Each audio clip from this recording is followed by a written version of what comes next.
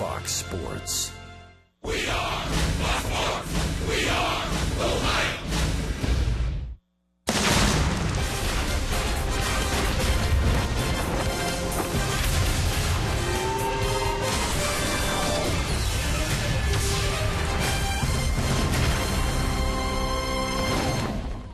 Beautiful day in downtown Cleveland. The Indians will try to stop the streaking Sox, who go for a 4-game sweep this afternoon here at Progressive Field.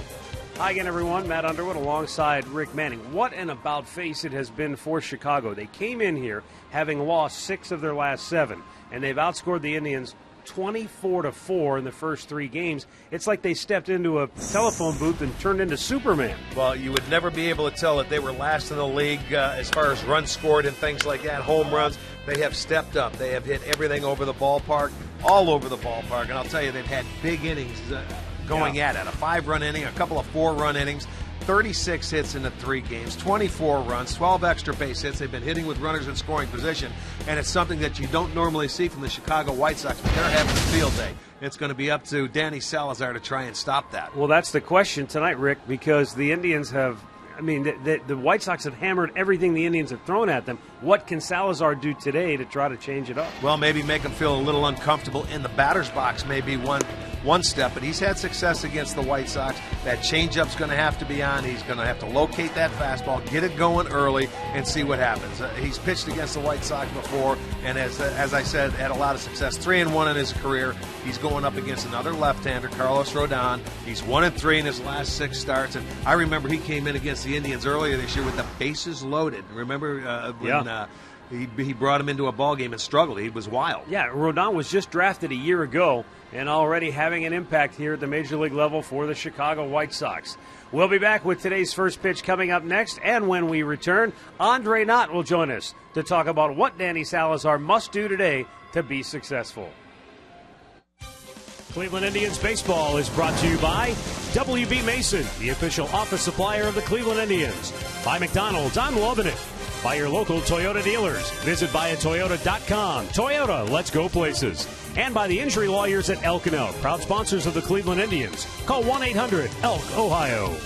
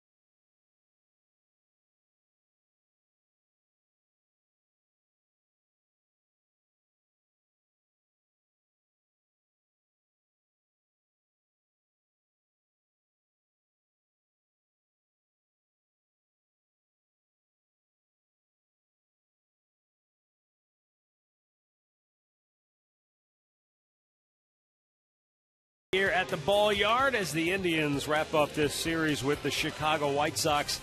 Tribe trying to shake things up, shake things loose, get back on the winning track here today.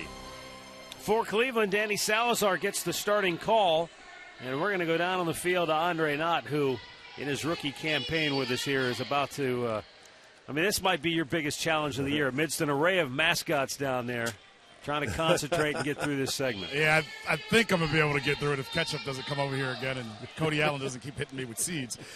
Talking about Danny Salazar, look, he's matured this season. I think we would all agree with that. And when we left spring training, the one problem he had was keeping the ball down. Won 14 of 17 of his starts, he's given up a home run. And with as hot as the bats are for the White Sox, he has to keep the ball in the ballpark today.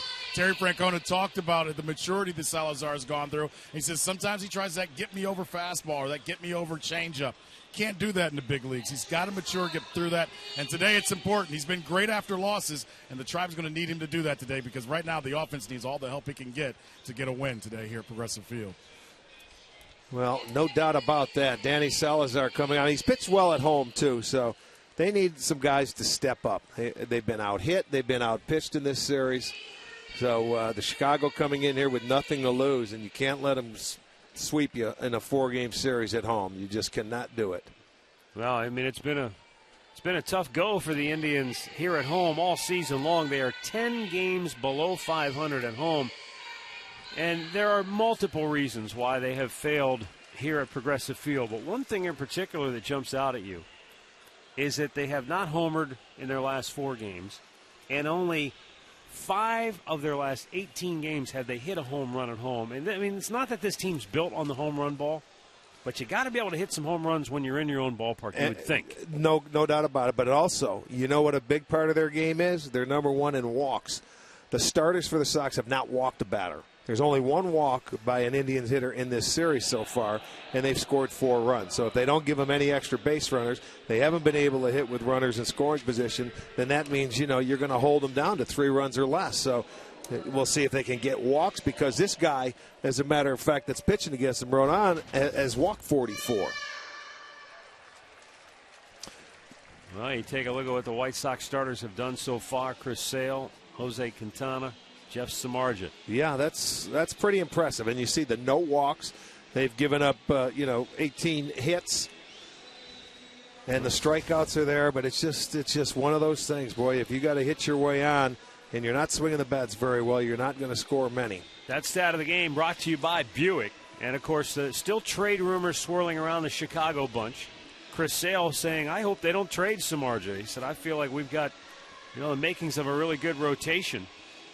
But every team is still trying to figure out what they want to do here at the trading deadline. One deal that appears, reiterating, appears to be done is that of Johnny Cueto, the Cincinnati Reds starting pitcher, who apparently is going to Kansas City. There were reports last night that a deal was imminent.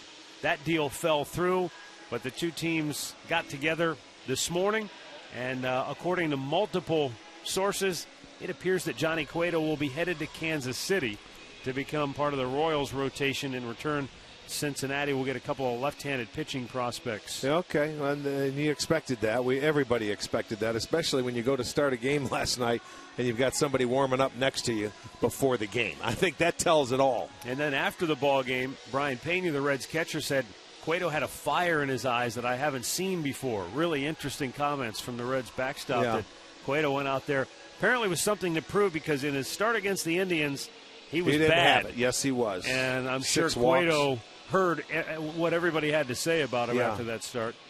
Well, you're talking about Samardzija and maybe him leaving. You know what? If the White Sox feel they could sign him, then they probably wouldn't move him if they could keep him. But I think the key would be trying to sign him and what he's going to be asking for, and they would have to know that. So the Indians take the field today behind Danny Salazar. Then we'll get a look at the Chicago starting 9 for manager Robin Ventura, brought to you by Toyota. J.B. Shuck will lead it off. Then it's Tyler Saladino. Melky Cabrera batting third. Jose Abreu will hit cleanup. Adam LaRoche bats fifth. Avisail Garcia 6th. Alexei Ramirez, he's having a turn-back-the-clock weekend here at Progressive Field. Yes, he is. Like a rookie, like a spry youngster, and he's having a tremendous go of it against the Tribe. Tyler Flowers will bat 8th. Carlos Sanchez will hit 9th. And today's Northern Ohio Honda starting pitcher is going to be Danny Salazar. Salazar, his 18th start of the season, and he's been very good after Indians' losses. Salazar in 104 2/3 innings has struck out 124. He's pitched well at home here. He's 4-1, a 3.53 earned run average. He beat the White Sox once earlier this year. He went 6 innings, 5 hits, and did not allow a run. He walked 3 and struck out 8. And in his career, he's 3-1 against Chicago. So if Danny can go out there and just put zeros on the board, eliminate and minimize the big inning, which Chicago has had in the first 3 games of this series, he'll be just fine, and try and keep the ball in the ballpark and hope that offense can score for you. Let's set the defense behind him this afternoon. It is brought to you by Chrysler. Ray Burns in left, Brantley in center, Moss in right, Aviles at third, Lindor at short, Kipnis at second, Aguilar at first, Perez behind the plate. Bill Miller, the acting crew chief, will call the balls and strikes. Marty Foster at first, Adam Hamari at second, Mike McClinsky down at third base. Our window system's game time temperature 80 degrees, and really in the last half hour, a breeze has picked up, and it's blowing in from center and right center field. It'll be interesting to see how that affects the ball today. I was going to say, it should be a good day to pitch because it looks like a pretty stiff breeze that could knock balls down to right center. It was really on the humid side when we arrived at the ballpark, but with that breeze kicking up, it's really going to make things ideal for the fans here at Progressive Field this afternoon. Ready to go as J.B. Shuck stands in for Chicago. Danny Salazar's first pitch in there for a called strike. Indians have dropped a season high 5 straight here at Progressive Field.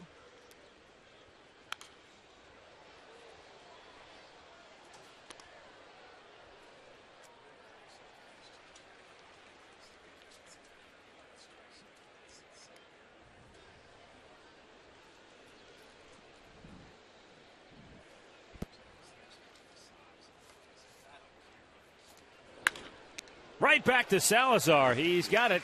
And a flip to first for out number 1.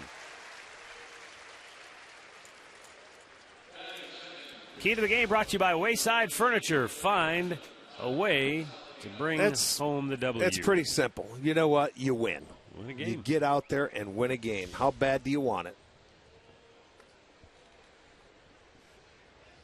Well, and an important element, it's not the end all, but the first inning has been a problem, and the first 2 games, they got out of the first inning unscathed. Last night, a 5-run first was pretty much game, set, and match. And as we said, every game in the series, it's the same way for the White Sox too. They've been outscored 72-32, and they put 5 on the board last night in the first. But the Indians are in the same boat.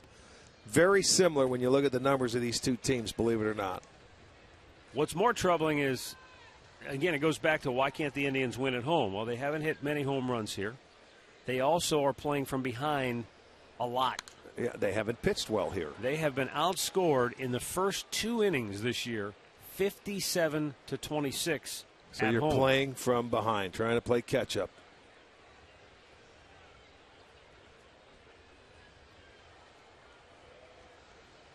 Tyler Saladino, the rookie's having a good series, 4 for 9.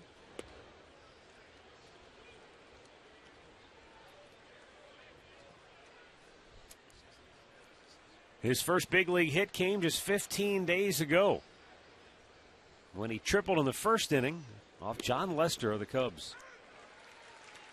Outside corner, a full count.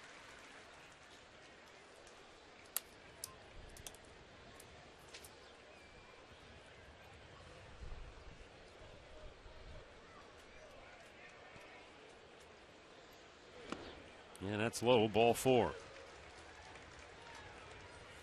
First inning walk will bring up Melky Cabrera. Cabrera, a very good series going between him and Ramirez. And that's what they expected from this guy when they went out and signed him. I expected him to be an impact guy in the first couple spots of the lineup. Melky Cabrera has been in the driver's seat in this series. 7 hits. And look at the extra base knocks. 3 doubles, 2 home runs. Outside ball 1.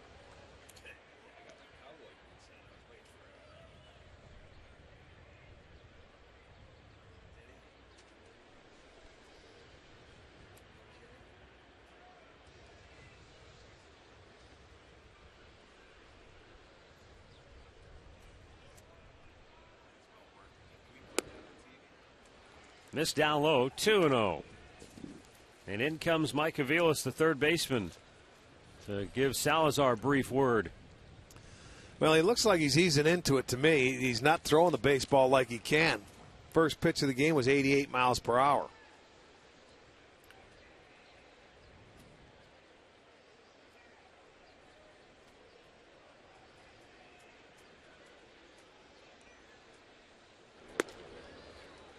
In there for a strike.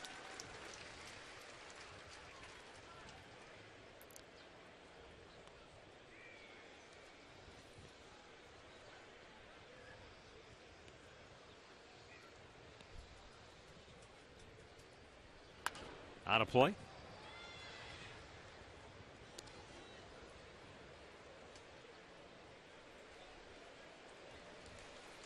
Mentioned before at the top of our telecast that the White Sox had lost 6 out of 7 before coming to Cleveland.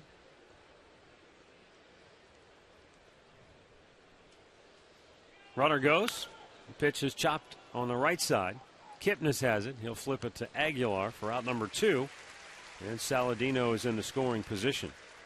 More importantly, though, Rick, when you look at what the White Sox have done recently, before they came to Cleveland, they'd lost 6 out of 7. And in 6 of their last 9 games, they'd scored 2 runs or less. So how in the world? Now, granted, it was against the Cubs, the Royals, and the Cardinals, so some pretty good teams, pretty good pitching stiff competition. Staffs. But wonder what in the world it was that enabled them to completely flip the switch offensively. Well, you never can explain things in this game. You go, it's familiar, very familiar with the Indians. We play them 19 times a year. Maybe it's back into the division. Well, we know one thing. In the first game of this series, it all started with a big inning. It was in the 4th. A solo homer by Melky Cabrera started it. And then 4 batters later, a 3-run homer by Alexei Ramirez. And just like that, it was 4-0, and they never looked back. The next night, it was a 2-0 Chicago lead into the 8th. And another 4-run inning. Blew it open. Last night, we mentioned the 5-run first. And with Chris Sale on the you don't mound, have a that chance. was money in the bank. Yeah, you don't have a chance. You don't expect to come back in that one. And I can see where Salazar is being a little careful here with Abreu, the RBI guy. And you've got LaRoche on deck, who's swung and missed about everything he's gone at. Off-speed pitch, and it's 2-1. Abreu is one of those hitters. We've seen the tremendous power he has. He has 15 home runs on the year, but we also saw last night. You try to shift around, and he'll take the ball away and just punch it through the right side of the infield to pick up an RBI. He did that last year. Tried to pull that pitch, and that was a breaking ball. 2 in a row. But he'll adjust. With 2 outs. See, he thought he had a pitch to hit, which he did, but he didn't have the approach taking it the other way. He was trying to pull this pitch. 2 outs and with 2 strikes. And you rarely, 2 outs, 2 strikes. You got a runner in scoring position. He'll make an adjustment here. He always seems to.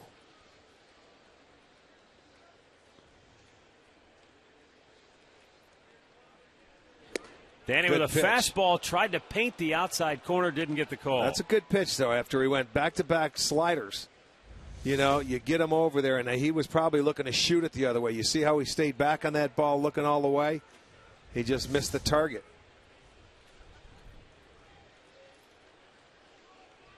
Now the payoff pitch.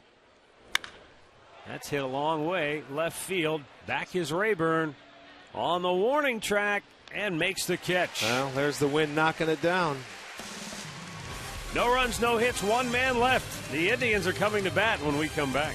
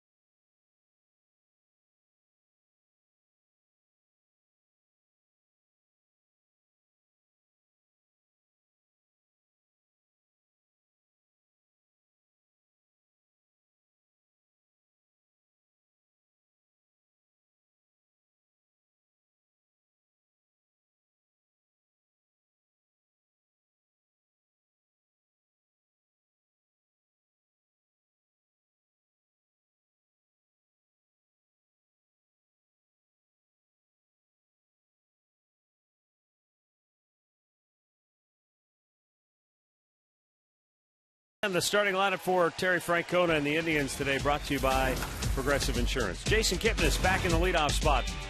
Francisco Lindor leads the team with 5 hits in the series. Then Michael Brantley bats third. Ryan Rayburn, Carlos Santana, and Jesus Aguilar in the middle. Brandon Moss, Roberto Perez, and Mike Aviles round it out.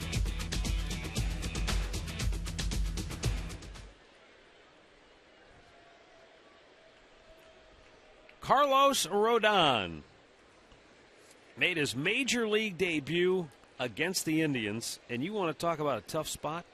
Yeah. Robin Ventura brought him into a bases-loaded situation. Early in the year, we were in Chicago, and he walked 5 batters, struck out 4 in his last start against the Indians. But in that game back on April 21st, in Chicago, he would end up going 2 1/3. That ball's hit in the air. Not today. Right field. Back is Garcia. 1 down. Now the 22-year-old left-hander, Rodon, it's been a split for him. His first 6 starts, he was 2-0, 262. His last 6, 1-3, and a 698. He's 0-1 with a 463 on the road. And if you just watched the other 2 left-handers pitch against the Indians, he should take something in and just go out and throw strikes, make them put it in play. As we've seen right now through the first inning, the ball's not going anywhere because Abreu crushed one. That didn't make the track, and Kipnis hit that ball pretty well, too, and it was right at straightaway depth.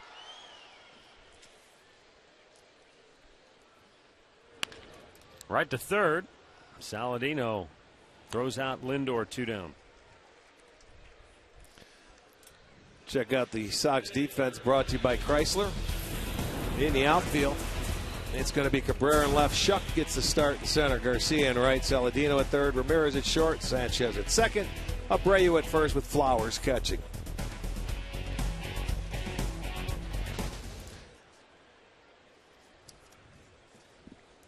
With 2 down and the base is empty, Michael Brantley steps in.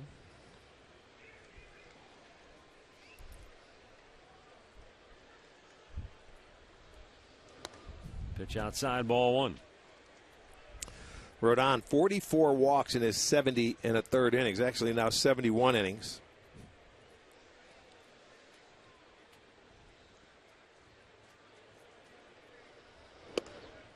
Two 2-0.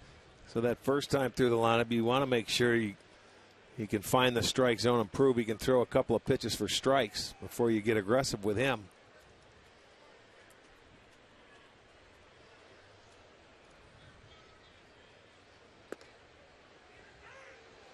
Brantley says no way. Instead of 3-0, it's 2-1.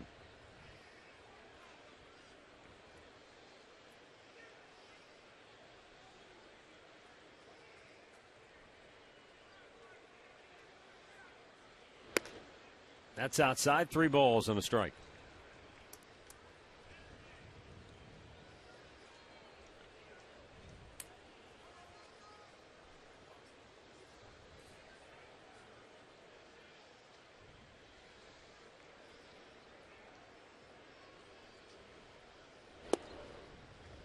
Three-one slider.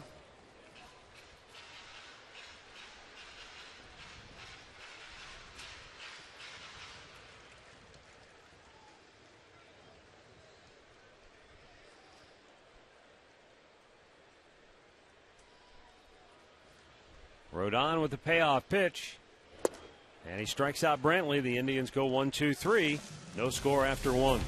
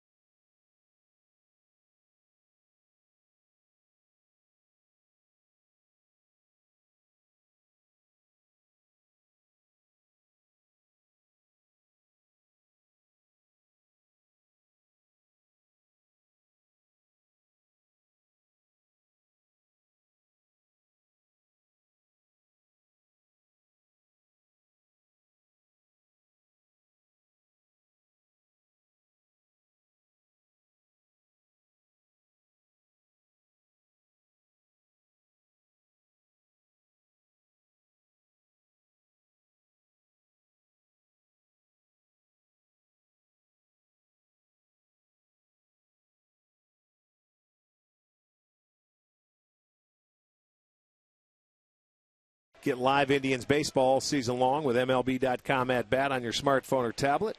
You can stay connected with live radio broadcasts, stats, breaking news, and more. Download MLB.com at bat, the #1 app for live baseball. Adam LaRoche will lead it off for Chicago.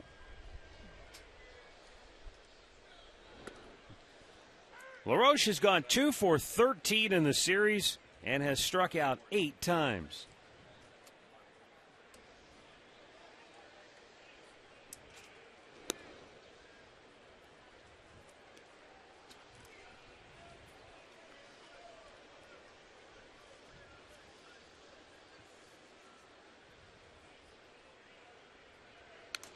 Foul back. LaRoche and Brandon Moss of the Indians are 6th and 7th, respectively, in strikeouts in the American League.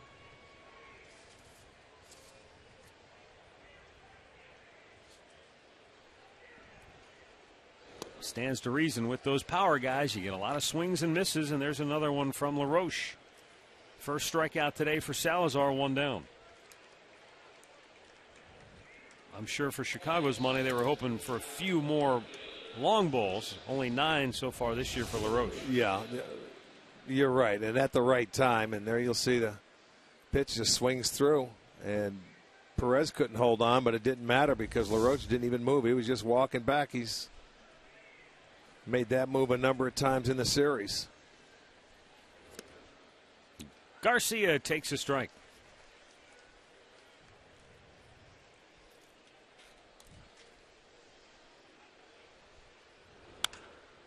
Get down. He just threw his hands at that, punched it into center field. And Chicago has their first hit. Well, he stayed back on the changeup from Salazar and just lined it right back in. It looked like it might have been a little bit off the end of the bat. Check it out on our Nissan pitch tracker. Ball down. Actually, a very good pitch. He got the barrel of the bat to it off the end, but lines it in for the game's first hit. And here is Alexei Ramirez. Boy, he has had a series.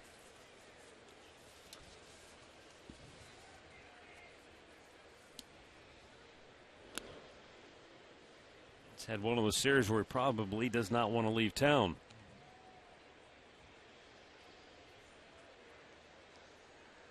Well, he's out there every day, and not only has he had a good series offensively, defensively he's been tremendous. Fun to watch. Rick, I don't know if you classify Ramirez in the whole 5-tool category, but consider that only Ray Durham and Minnie Minoso are the other White Sox in franchise history to hit 100 homers and steal 100 bases. Yeah. He's, like you say, he comes out there, he plays every day. You're going to have your ups, your downs, but you know what you're going to get from this guy. He comes out and he's going to be solid defensively and make every play. And I'll tell you, he scares me even when he's not hitting. When there's a runner in scoring position and he has a chance to drive him in. I mean, I've seen him play long enough to know that. He's had some big hits against the Indians to win games. And obviously, we're seeing him perhaps at his very best this season in this series, because you look up there and that 233 average, that's not a mirage. I mean, he only has 80 hits and 343 at bats. So you take into consideration, the club has an option on him next year. That may be weighing on him, and I think Ventura had a little talk with him to tell him to let's go, kick it into gear, and it has in this series. Up and in, 2-2. No, I asked you earlier, and you said Danny Salazar, it would serve him well today, not to throw at people, but to try and make some of these White Sox hitters uncomfortable in the box. Right. They have not been uncomfortable. They've been in there digging in and hitting the baseball all over the field, and everything's fallen for him. Well, Danny's changed his approach a little bit early in this game. You've seen more curveballs, some sliders. Normally it's fastball changeup early in the ball game.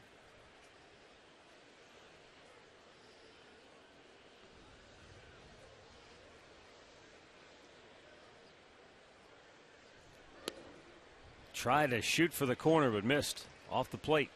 And a full count now.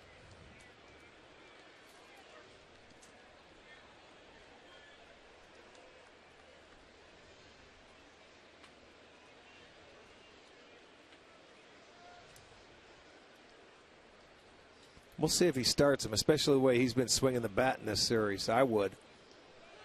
Swing and a miss, strikes him out, throw to second base, a little offline, and Kipnis couldn't come up with a throw. Roberto Perez, he made a good, strong throw, but it was on the shortstop side of the bag, and Kipnis trying to reach for it, grab it, slap the tag down all in one motion. And Garcia with his 5th steal of the year. Well, I can certainly see how they started the runner in this situation, the way he's been swinging. They get the strikeout. As you mentioned, the throw was to the shortstop side, so he would have had to catch it and come all the way back for the tag. Good throw would have had him, but it wasn't a good throw, so he gets the stolen base. Yeah, it's not that it was a terrible throw. It's just, right. When you're talking about big leagues and trying to steal bases, your throw better be right on the bag, or chances are you're not going to really get 'em. Close to it. And he's done a very good job, I think, this year of throwing. He's been outstanding with the limited playing time. Yes, he has. Over 30% of the runners he's thrown out, so he's done a fine job.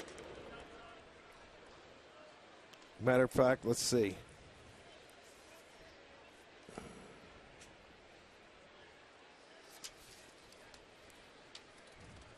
Two 2-0 the count for Tyler Flowers, who has just one hit in the series, but it was a backbreaker yesterday. Capped a 5-run first inning for the White Sox when he drove in 2 in inning number 1.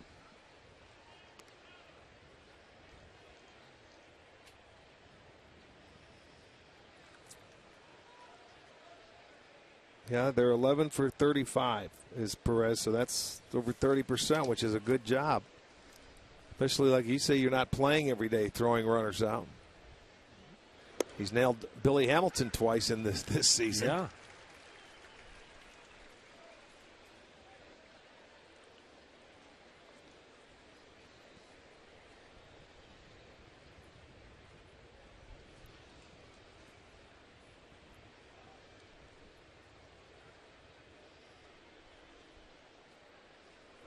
Swung out and missed in a full count.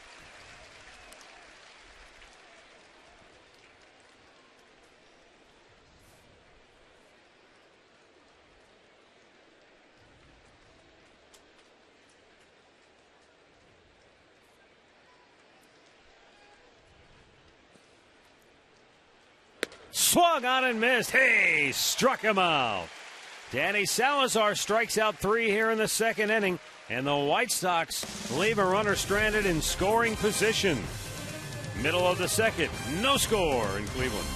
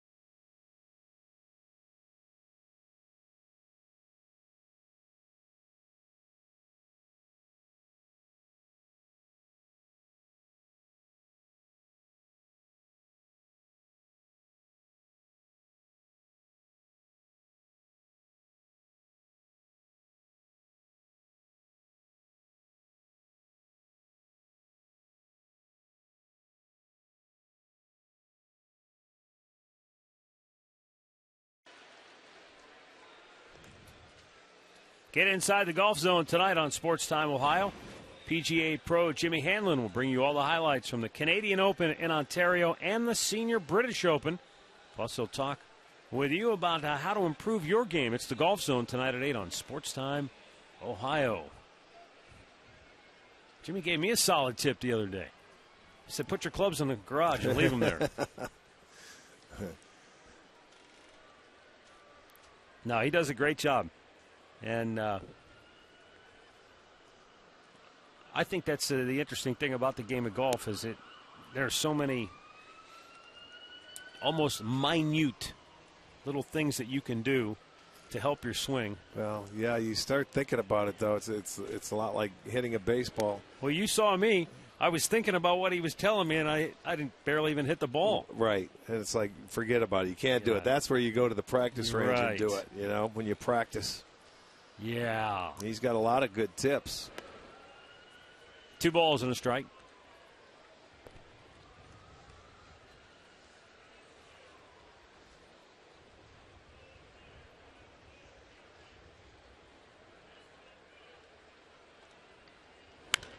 Hit foul. His partner, Carling Nolan, who teams up with Jimmy on the show 18 Holes that you can see here on Sports Time Ohio. Her group wound up winning the media scramble that we took part in the other day in a chip-off. She holed out from about 40 yards to take home the trophy. That's very good. Would they finish 11 under par, I believe? That's a good pitch. One ahead of us. Rayburn out on strikes. He doesn't like the call by Bill Miller. Already a couple of Indians hitters Here in the first 2 innings, not happy with Miller's. Now, let's strike zone. take a look. That's down. That's a pretty good pitch. I know you may think it's down, but that's right around the knees. Too close to take. That's a pitch where you may have to foul off and live for another one. Carlos Santana, just 1 for 11 in the series. Takes a strike.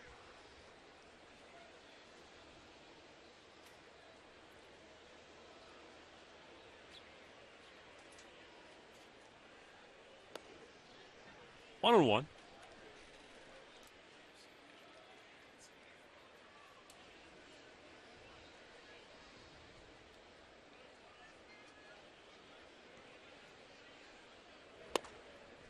Just inside 2-1 to count.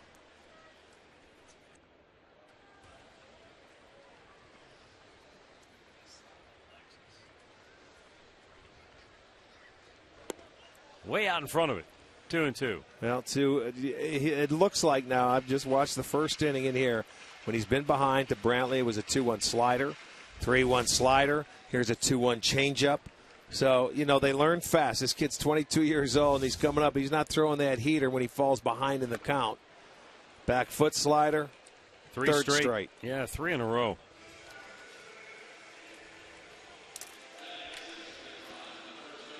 So he comes right back after that changeup away and goes to the back foot breaking ball, and he gets Santana to swing and miss. You see the break of it coming in.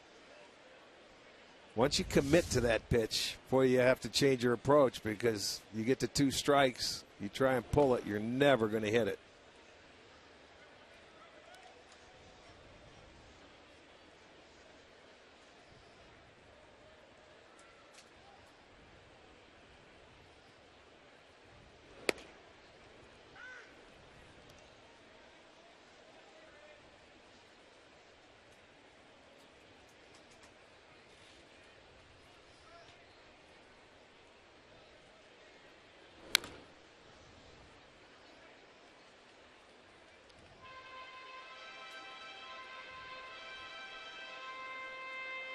One ball, 2 strikes for Jesus Aguilar, who has 2 hits, 1 in each of the first 2 games of the series.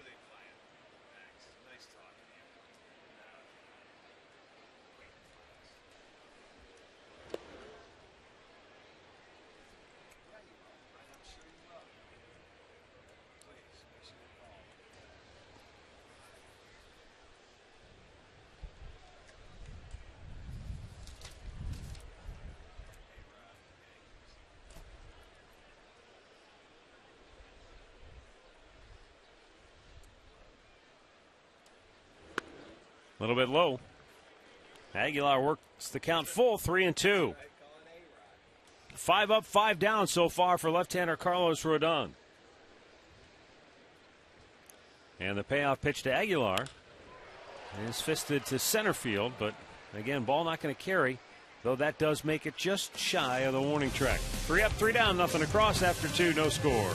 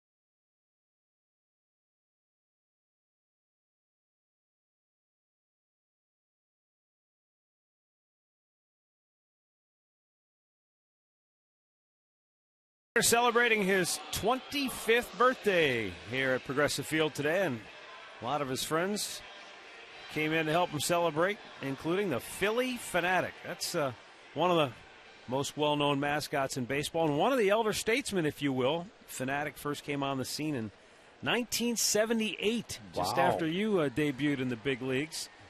No kidding. The oldest mascot, as I understand it, is Mr. Met, who debuted in the mid to late 1960s. No kidding. Then you had the San Diego Chicken.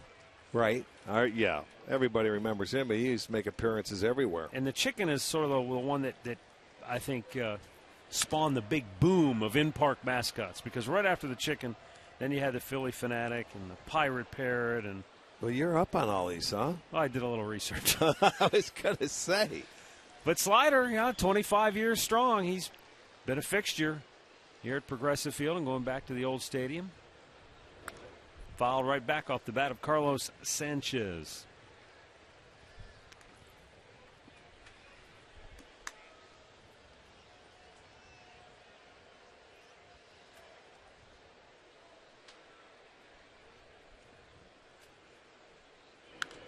Back out of play. 0-2 the count. Sanchez with his first major league home run. Came last night in the fourth inning. Circled the bases, and his teammates gave him the silent treatment in the dugout. He hits this one pretty well. Deep center field. Brantley a long race. He won't get it, and it's gone. He's done it again. 2 straight games, Carlos Sanchez has homered for Chicago. His first major league homer came last night, and now he's got number 2 on a day that we said it didn't look like the ball was going to carry. I'd shudder to think where that would have landed with the wind blowing out today. And this is on an 0-2 pitch. He had Salazar 2 bad 0-2 pitches. He fouled one off, but he didn't foul the second one off that he got to his liking. He may be hitting third in the lineup tomorrow. Back-to-back days where he has hit a home run. Now J.B. Shuck, a bouncer to second base. Kipnis will throw him out. 1 away. Take a look at the pitch here. 0-2, as I mentioned, and it is right there. Belled high. It was an off-speed pitch. Boy, that cut through the wind, too, didn't it? That was into right center field. That went farther than the one he hit yesterday. 15th home run given up by Salazar. A 400-plus foot shot off the bat of Carlos Sanchez. So he's allowed homers now in 15 of the 18 starts.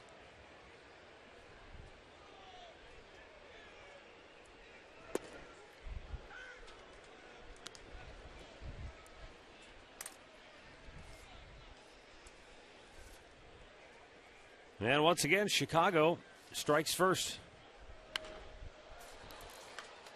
They've hit 7 homers in the series.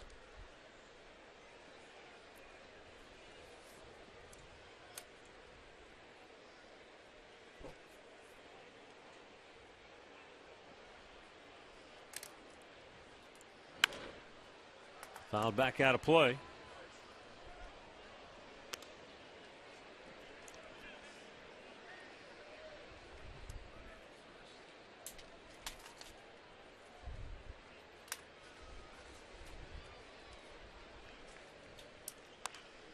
Another foul out of play.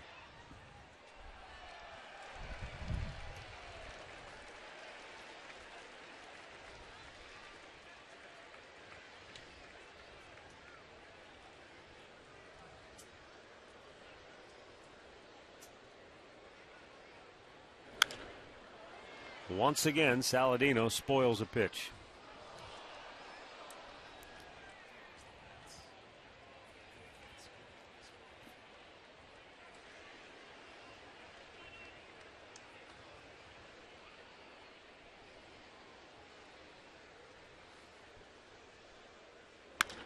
Now a ground ball to short, and Lindor on the in-between hop throws him out. 2 down.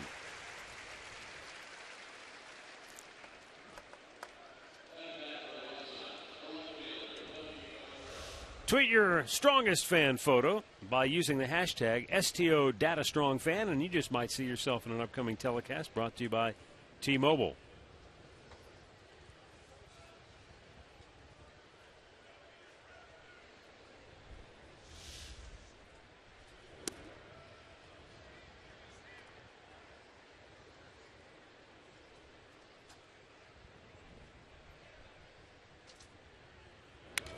Out of play.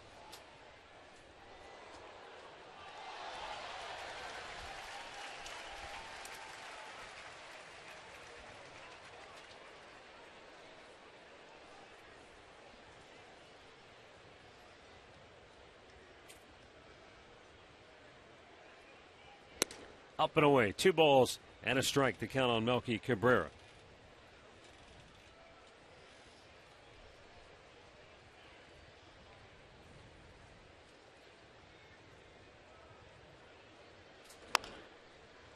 He just went down and yacked that one into the outfield for another hit. That's off the end of the bat. You're right. For Cabrera.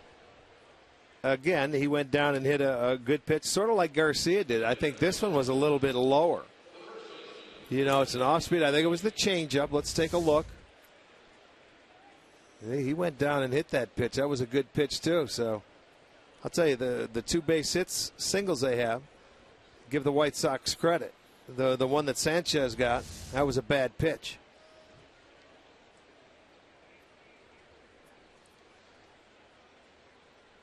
Jose Abreu flied to deep left his first time up.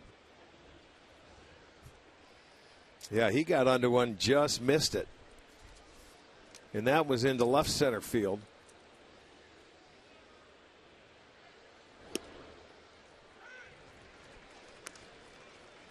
Boy, Rick, the way information flies so swiftly today, 3 national reporters all reporting that the trade is done between the Reds and the Royals. Yet Johnny Cueto in the clubhouse before the game against the Rockies today said to reporters, quote, "Nobody's told me anything." Yeah, end right. Quote. Until they tell me I can't go anywhere. I got to keep this uniform on. So you can't go from red to blue. Everybody's saying it's a done deal. Reporting, it's all over the internet, and Cueto's still in a Reds uniform. So, well, you know, you got to make sure all the T's are crossed and the I's are dotted before. Paperwork's got to go to New York. Absolutely, it all has to be worked out. We get ahead of ourselves. Everybody wants to be the first to do something. Salazar flips to first. Abreu is retired to end the inning, but Carlos Sanchez swats another home run, and the White Sox lead it 1-0.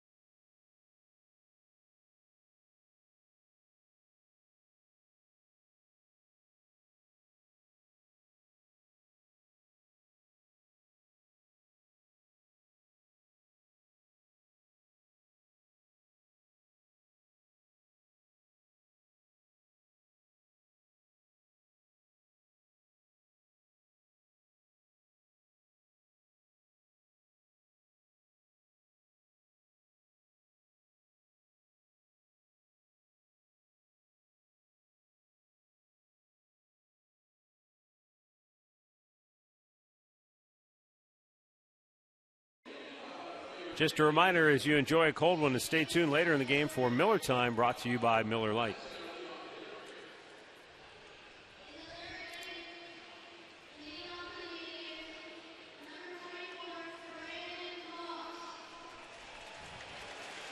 White Sox lead at 1-0. Bottom third of the Indians' order here in the bottom half of inning number 3.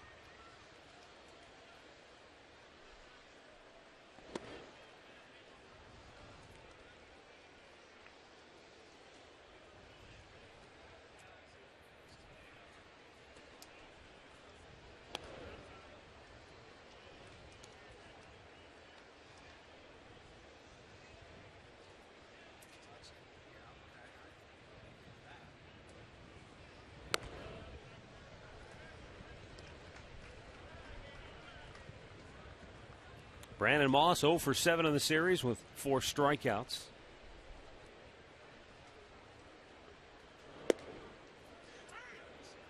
And the 3-0 pitch taking all the way.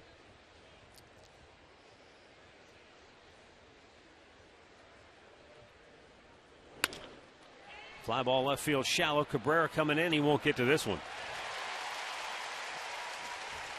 That one was just dying all the way. And Moss has a leadoff single, first hit of the game for Cleveland.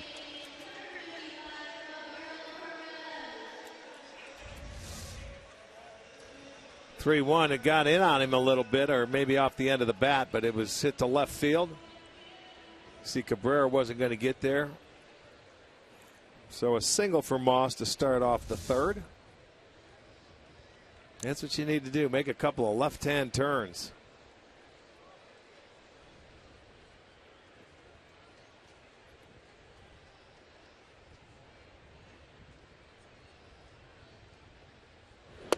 Missed inside.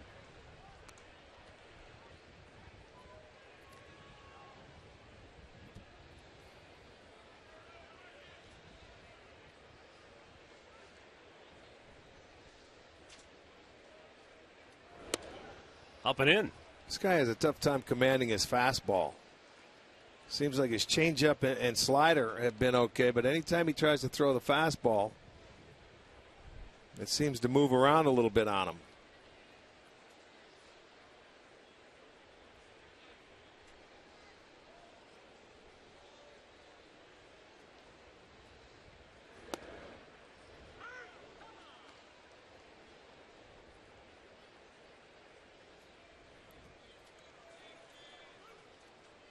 Two and one the count, tying run at first for the Indians here in the bottom of the third. 20 out of 35 pitches for strikes so far from Rodon, but he's now been behind the first 2 hitters of this third inning. Moss ended up with a base hit, and now a 3-1 pitch upcoming for Roberto Perez with Mike Aviles waiting on deck.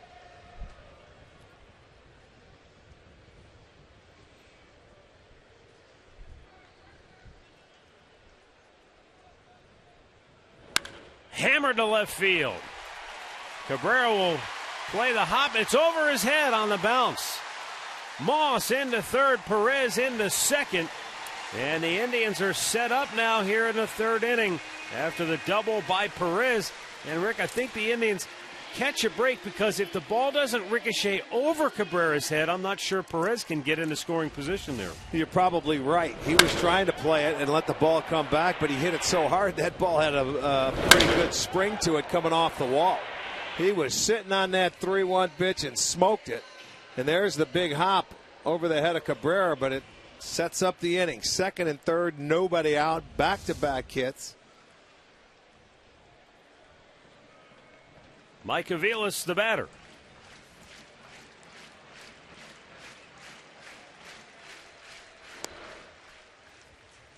Aviles hitless in the series, trying to snap an 0 for 11 slump at the plate.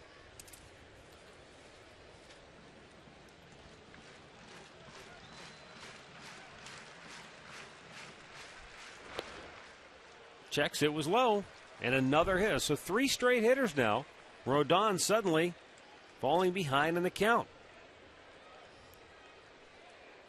He breezed through the first 2 innings, retiring 6 straight. Almost hit him, 3-0. Yeah, this is the guy that we remember here, all over the place, falling behind in the counts.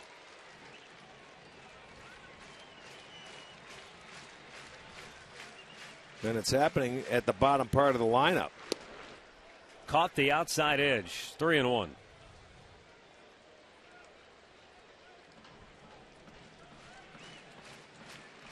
Now all of a sudden, he's been behind everybody.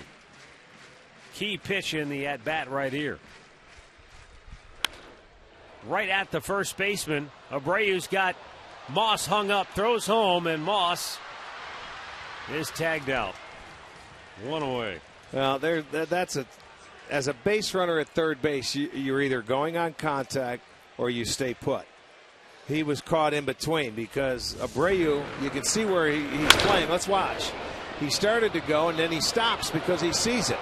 You either continue to go, get in the rundown, and try and move the next two guys up. But, Perez is the runner over there. Or you just stop.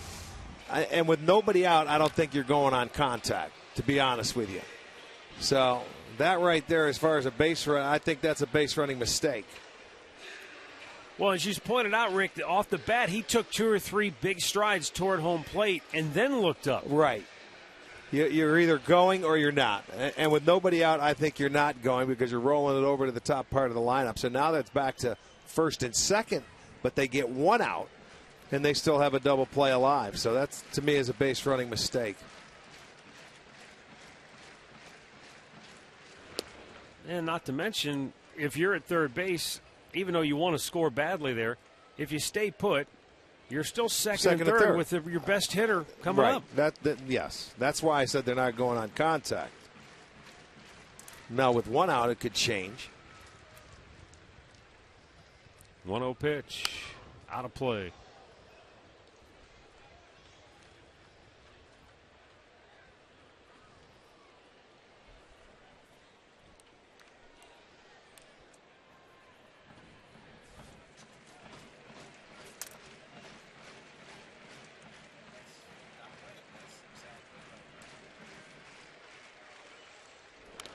Fouled right back.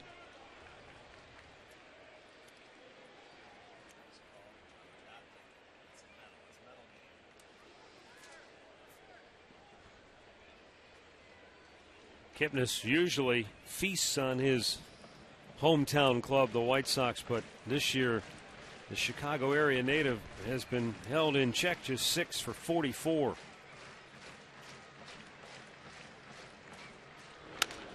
Chops one to short. Ramirez will flip it to Sanchez on to first. A spectacular double play. The White Sox middle infielders turn 2, and a potential rally fizzles again for Cleveland.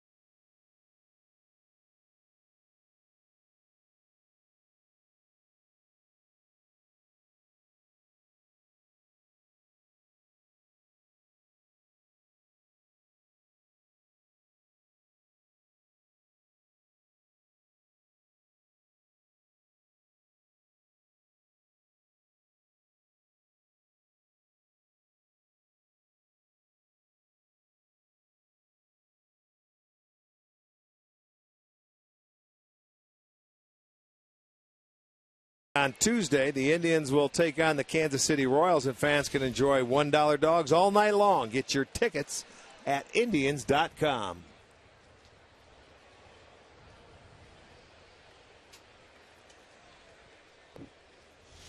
We head to the 4th inning, and Adam LaRoche sends a fly ball to left field.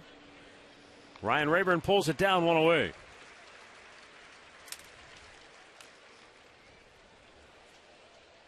And then we'll bring up Avisail Garcia, who singled in the 2nd inning.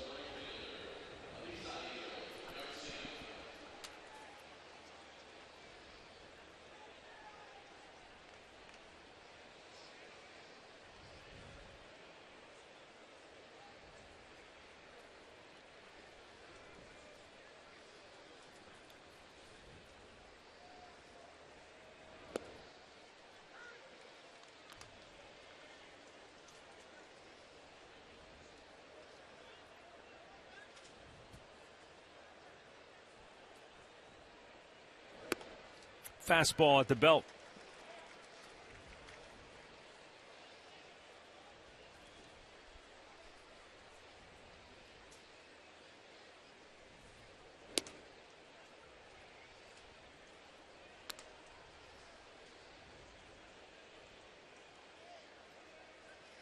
Garcia had a single his first at bat, hit a very good pitch, change up down off the end of the bat, hit it into center field.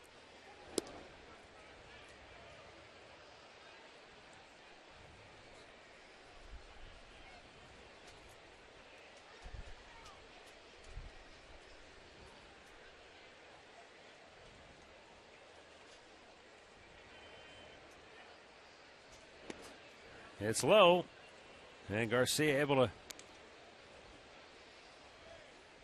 lay off, so full count. 5 full counts today for Danny Salazar. Swing and a miss. He goes down on strikes. 4th K for Salazar, 2 down here in the 4th inning. Alexei Ramirez is having a terrific series with 6 hits. So how do they get him out? Let's bring in Andre Knott. That's the question that the Indians are trying to figure out. I'm talking to Yan Gomes and even Danny Salazar last night. He says the tough thing about Alexei Ramirez when he's going well, he swings at everything, whether it's off speed, whether it's hard, whether it's up or down. And they said there's really no game plan. You just almost got to find a cold zone with him. But when he's hot, he hits everything, and he hits it hard. And he's a tough guy to get out when he gets hot like this. Yeah, when he's hot, if you happen to get ahead of him, then you can bounce a couple out in front of the plate because you're right, he likes to swing at everything. So you stay out of the zone if you get ahead of him. And I hope he will chase. Oh, a diving stop by Aguilar and a perfect feed to Salazar. Dynamite defensive play on both ends as the White Sox go 1-2-3 for the first time here in the 4th inning. How about the big man laying out for it? And Salazar beats Ramirez to the bag.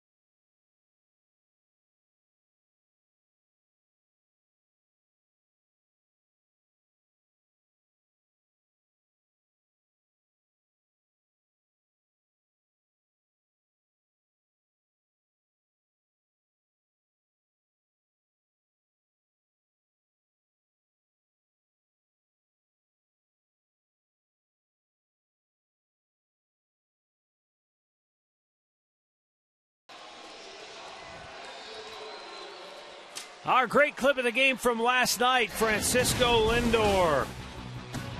He's been the Indians' best performer offensively so far in this series with 5 hits. Just missed a home run. Went for a double.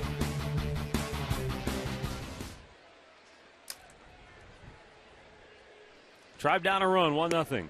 Here in the bottom of the 4th, Lindor takes a strike. Last inning, Rodon falling behind a lot of the hitters early. But he found a way to get out of it.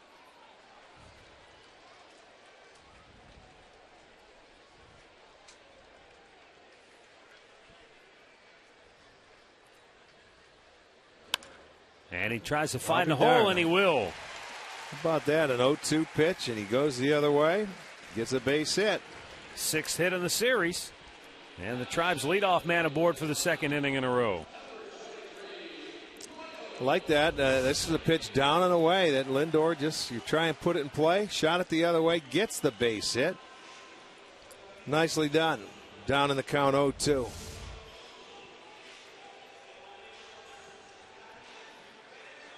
Michael Brantley to the plate, struck out in the 1st inning. 2nd straight inning they've had their leadoff man on.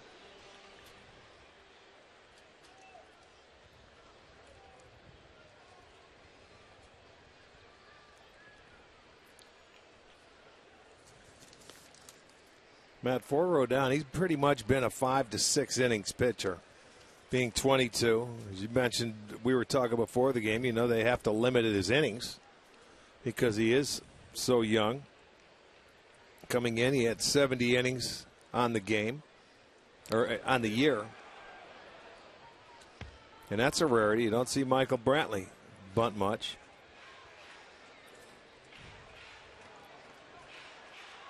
I don't know how many innings he pitched. Let's see. Well, maybe we do have it in here. Last year at North Carolina State, before he was drafted, he pitched 98 innings and then another 24 in the minor leagues for the White Sox. So 122 innings. And, usually you go up by, what, 15% maybe? Yeah, somewhere in that I would say, ballpark. Yeah, that's just a guesstimate now. There's no set standard, and maybe every organization's a little bit different. My guess would be he's got another 70 innings before they get to that area where it's like, okay, what do we do here? Yeah, do we want to? Well, you slow him down or you shut him down.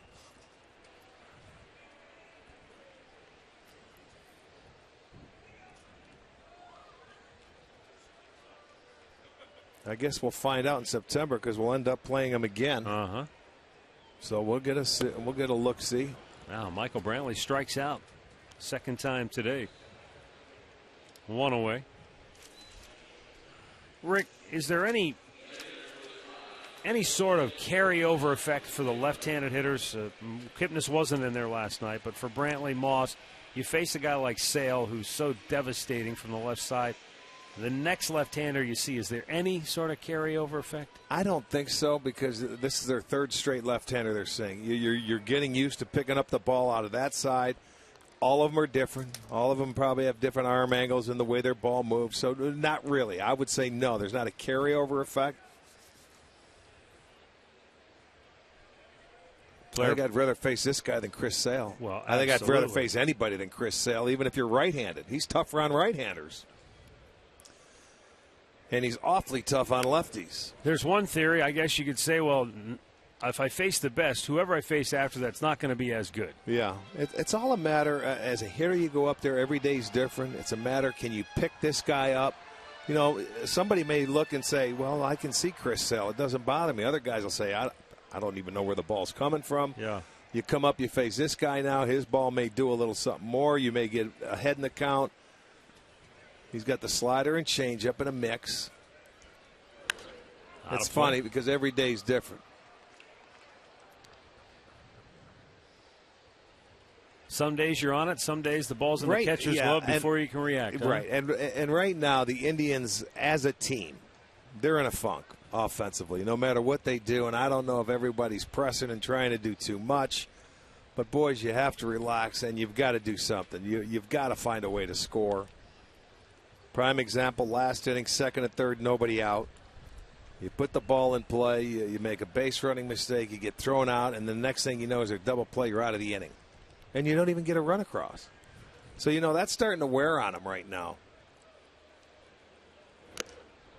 Threw it by him. Tell you what, all of a sudden, Rodon, when he needs to, he's made some really, really good pitches. Back-to-back strikeouts after the leadoff single by Lindor here in the fourth. Here, let's go to the last inning. It's set up with the double by Perez on a 3-1 pitch. Then you get the ground ball, and he's playing back, but the base runner mistake, you either come or you go. And he just got caught in between, and then a nice double play turn by Ramirez, Sanchez, and the inning's over. And you're going, what happened? We just had a chance to tie the game, take the lead, and we're out of the inning, and we don't score. Well, the 5 strikeouts that Carlos Rodon has garnered have all come against the 3, 4, and 5 hitters so far. Brantley twice, Rayburn now twice, and now Santana, who struck out in the second inning.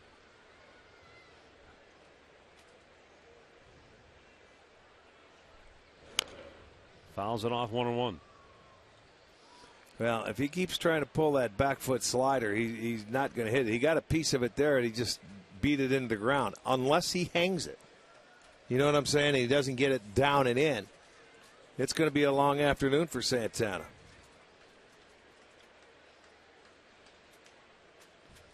Coming back in there. Just making him. And you know what? This is how their lefties have pitched all series long. They've stayed into Rayburn. They've stayed into Santana. They get them looking in there, and then they'll throw something away like a changeup. And then and if that doesn't hit, they go right back inside. They pitch the righties very good. Over the bag and fair at third. Nice Saladino makes the play. Nice play. And the inning is over. So the Indians get their leadoff man aboard with a base hit again, but can't do anything with it. And after 4, it remains Chicago 1, Cleveland nothing.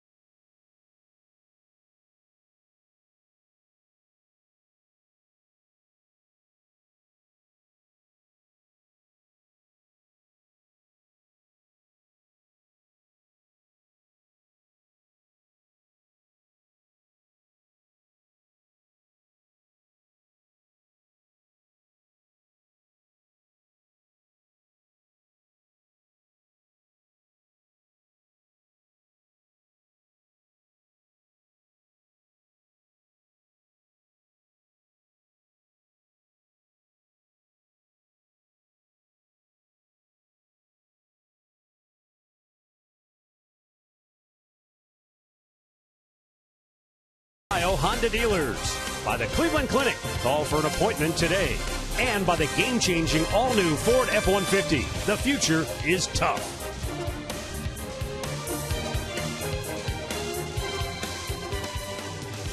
White Sox on top 1-0. 5th inning. Tyler Flowers to lead off for Chicago.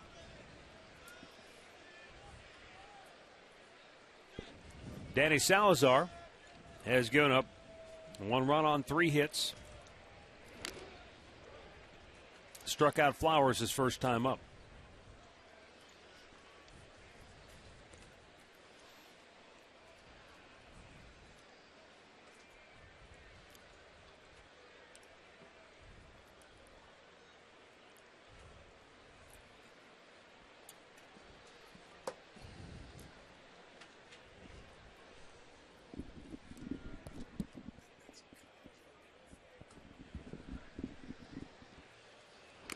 Fouled right back.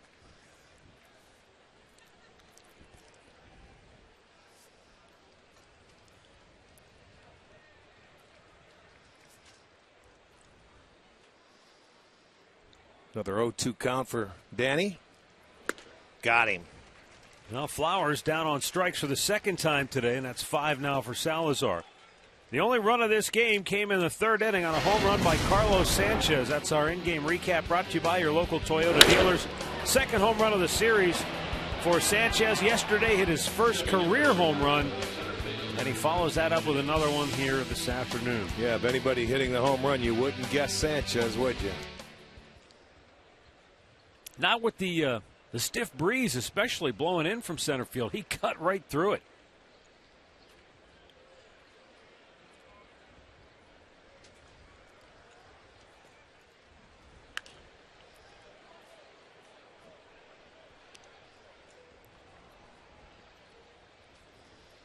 Well, you know what they say about home run hitters. They come in bunches.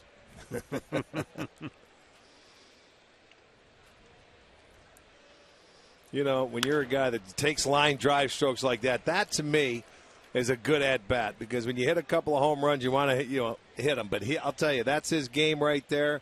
Stay on the baseball, hit a line drive the other way, and he gets a little confidence because he hit a couple of home runs. Watch this. On a high fastball, kept the hands above it, hit a line drive into left field. That's his game. So he's swinging it well right now.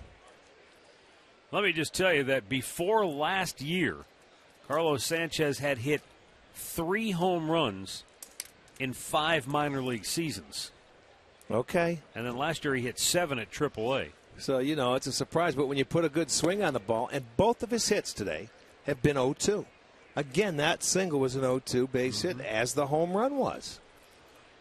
To me, if you're Danny Salazar and you get ahead of that 9th place hitter 0-2, you got to bury him. You can't let him get a hit.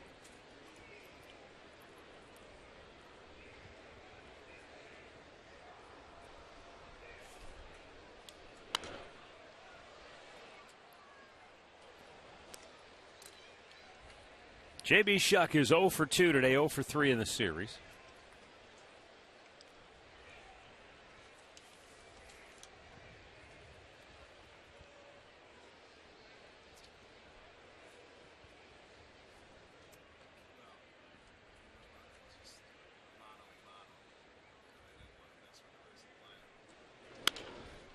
Perhaps a double play ball. Kipnis to Lindor for 1 on to first, not in time. And the inning stays alive. Wasn't hit really that hard, so you knew it was going to be tough to turn to. Shuck runs well, especially out of the left-handed batter's box. Well, grab some friends and catch a game at the new Corner Bar. It's open to all fans at Progressive Field. The $13 district tickets presented by Sports Time Ohio. They're going quickly, so get yours today. Tickets available only at Indians.com.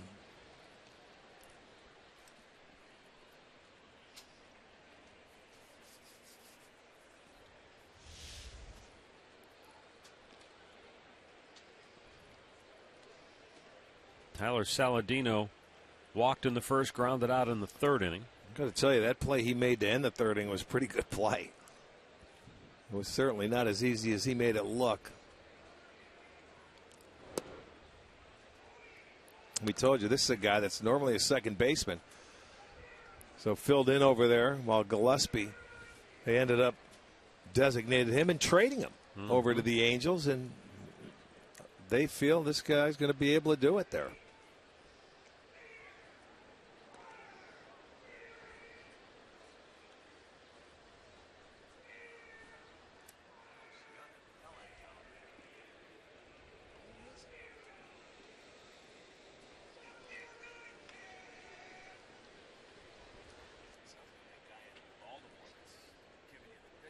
The 1-0 pitch is up high, 2-0.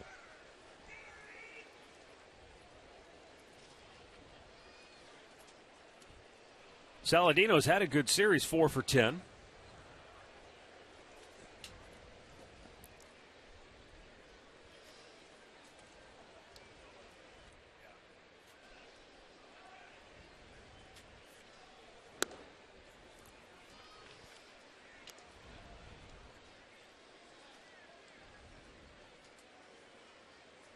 Saladino from San Diego, California, was Drafted by Houston right out of high school, but did not sign. It was a 36th round selection. So understandably, he passed. And by doing so, he moved up to a 7th round selection by the White Sox in 2010. Showed you earlier in the series, he went to Palomar College in San Marcos, California for 2 years, then transferred to Oral Roberts University. And a walk keeps the inning alive. And now he's got to deal with Melky Cabrera. Yeah, Danny with 2 walks on the day, both of them coming to Saladino. Keeps the inning going. And the way Cabrera's been swinging, this is not the guy you want to have to face with anybody on base, let alone 2 men on.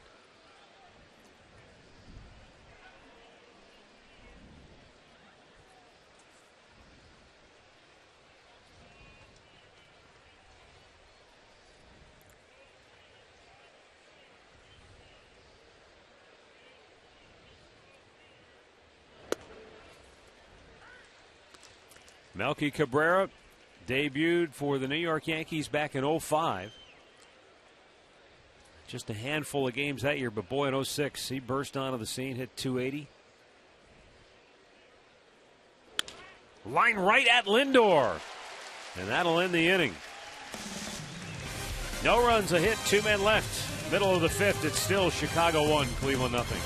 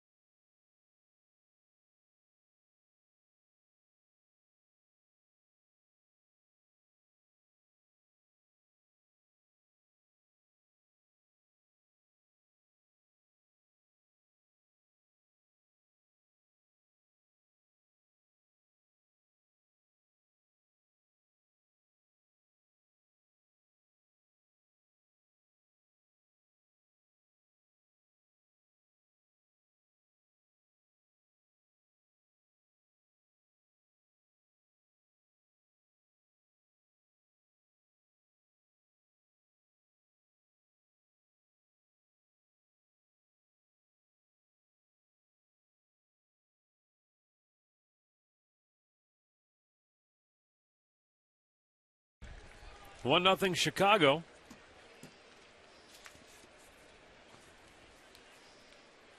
Bottom of the 5th inning, Jesus Aguilar to lead off for the Tribe.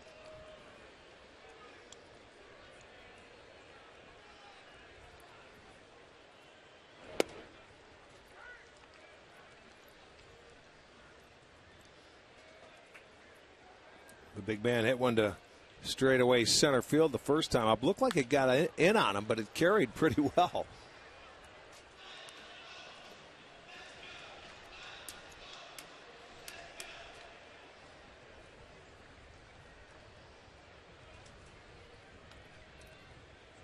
Fouled right back. No balls, 2 strikes.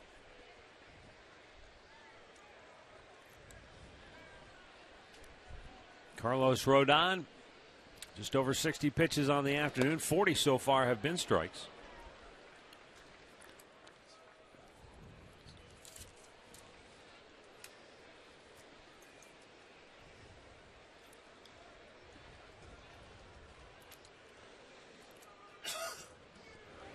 Hit him. Got him on the foot, I think, or maybe on the ankle. Well, that's the last thing Rodon wanted. He was ahead of him 0-2, and then it was a 1-2 count, and he wanted to go down and in with that slider, and it got him. You're right, somewhere. Let's check it out, around the knee.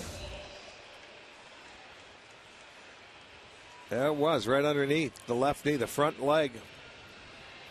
So Aguilar will go to first base. Again, the third straight inning. They will have their leadoff man aboard. Yep.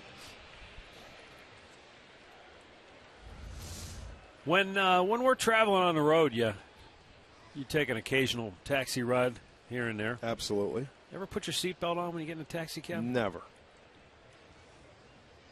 Neither did Scott Van Slyke of the Dodgers. In New York on his way to Citi Field for a ball game. Cabbie stopped short, slammed on his brakes. Van Slyke's face hit that partition. Yeah, the plastic.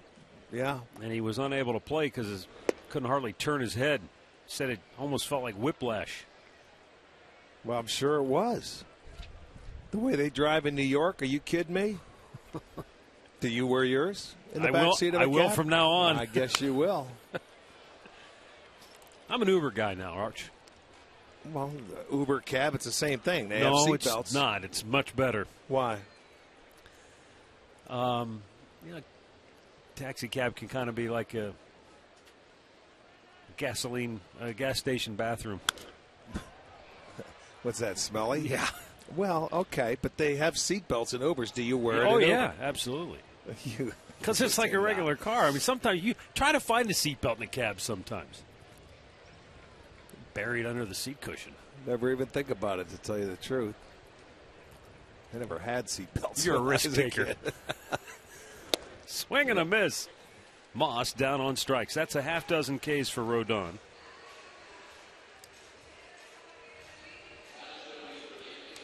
Time now for our injury report, brought to you by the injury lawyers Elk and Elk. Take a look at the injuries for the Indians. Josh Tomlin trying to rehab his way back. Nick Hagedorn and Gavin Floyd both done for the year. Nick Swisher is out on the rehab trail as well. Let's go down to Andre Knott, who always wears his seatbelt. I always wear my seatbelt, and if we're voting, I'm Team Uber. I'm with you, Matt, so don't worry about that. That old man will have to figure it out on the road next trip. For Nick Swisher, he's down in Akron today, DHing. Or he's actually playing right field today. They're going to try to get him in 9 innings. He's going to play again tomorrow. He'll be reevaluated by the team on Tuesday before the team takes off for the West Coast, where you can get an Uber. Rick will show you how when we get there. They want him to play 9 innings in a row, though, first and foremost, before they make any decisions on Nick Swisher. Andre, old dog equals no new tricks. No new tricks. Matt, we know that. I'm going to show you my Uber app right here, right now. I just downloaded it. Who emailed it? Did your son email it to you? No, I got it, bro. That's beautiful. I'm going to have one pick me up from the ball yard today, as a matter of fact. How do you like that? Home, James. 1 on, 1 out. Roberto Perez doubled in the third inning. He might have the hardest ball hit today for the Indians. Yes, he does.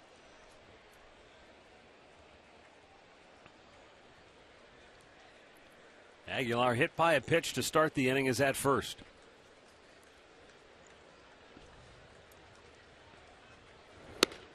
Upstairs with it.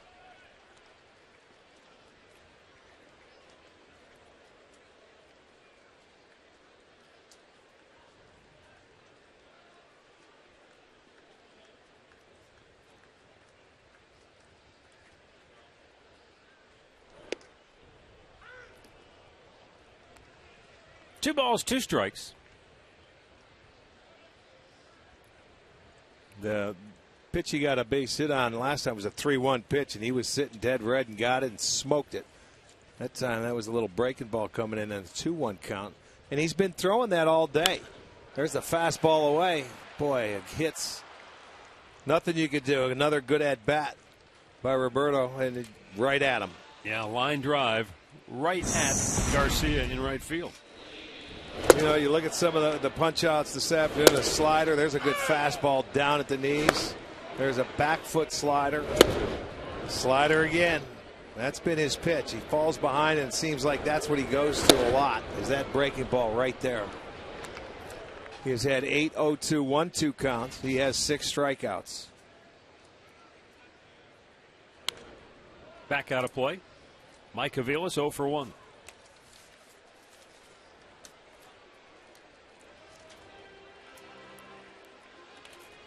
That ties the season high, the 6 strikeouts. He's done it 2 other times.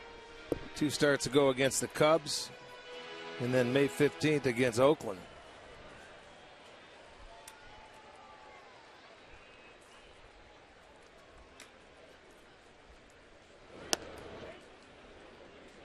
He did not go. 1 ball, 1 strike.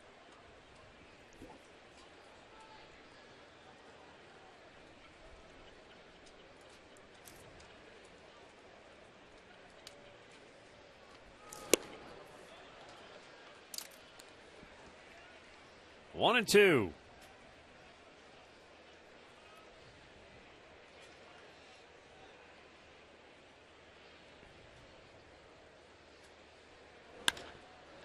Avila sends a fly ball to right field. Garcia, with 2 down, makes the catch to end the inning.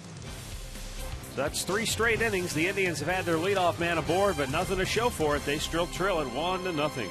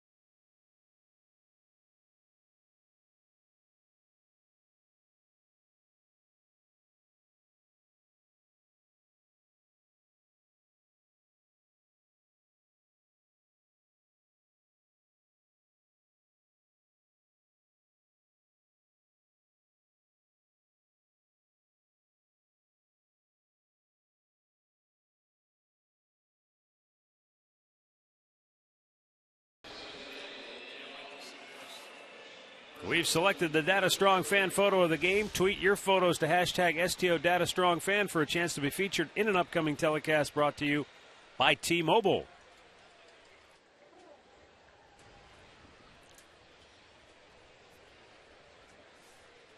Heading now to the 6th inning. And Jose Abreu to lead off for Chicago.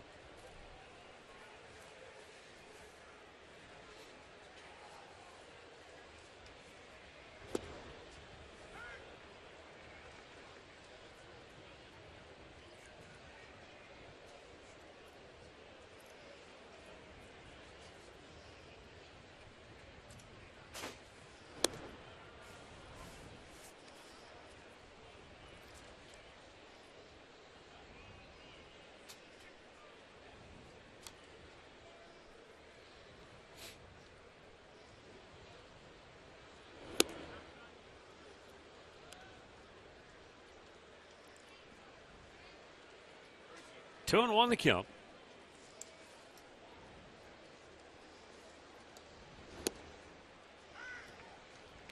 Went inside with a changeup.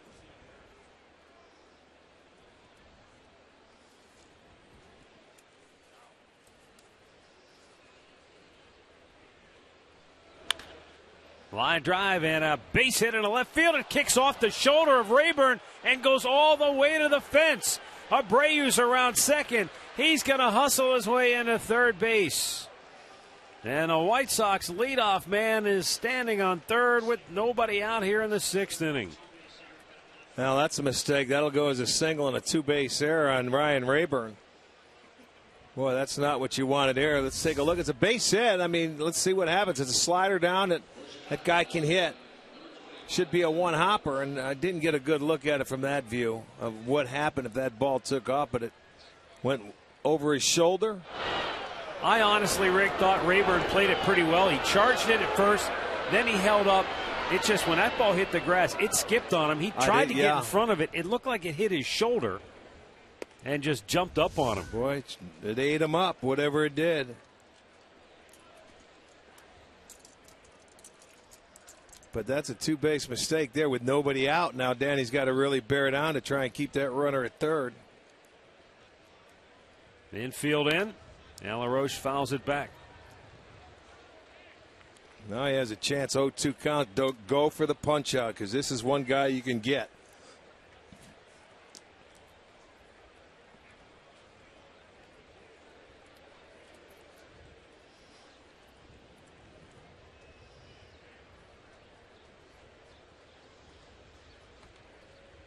Upstairs.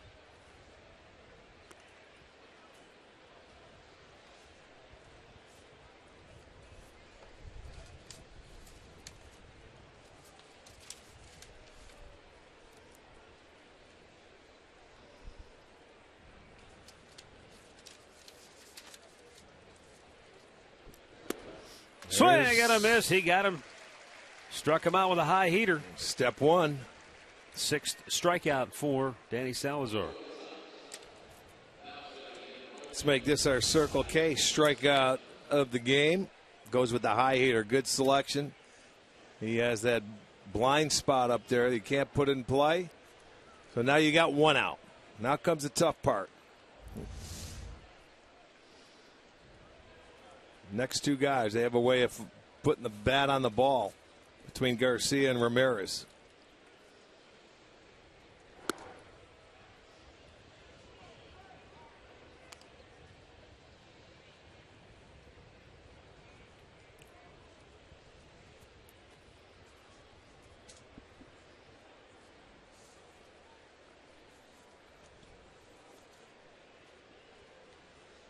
Swing and a miss. He went up high again.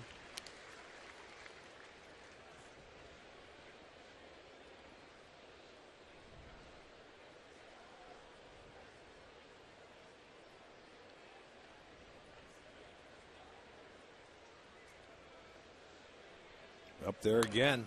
Punched out of play. That's the nice thing. When you have stuff like Salazar and you get into a situation, there comes a point in time in every game where you have to go for strikeouts like he does in this inning that you can reach back. You get a little extra on it. You know, you remember, you go back to that first at-bat, Garcia hit a changeup down. He's staying all hard stuff up in this at-bat, which I like. Swing and a miss. Like it a lot. Struck him out, and that's number 7 for Danny Salazar. That's pitching there. The last two hitters, boy, he comes back and he just challenged it, but he elevated the baseball. It's tough to get on top of a high fastball. You can put a little extra on it. It's above the belt. Now, 2/3 of the way home. Well done. So he's picking up his defense right here. He's given up 6 unearned runs this year, but he has a chance to pick up Rayburn in the defense. Now, Rick, he's retired Ramirez both times today. But Ramirez coming into today is having a terrific series. You've got Tyler Flowers on deck. Is that the conversation here, what they want to do? They probably could, because just be careful. He's saying don't throw him something too good to hit first pitch. As he say, he's swinging at everything. There you go. Well done, Danny Salazar. Moss, shading his eyes, makes the catch in foul ground to end the inning. Terrific job by Salazar. Gets out of that jam to keep the Indians within a run.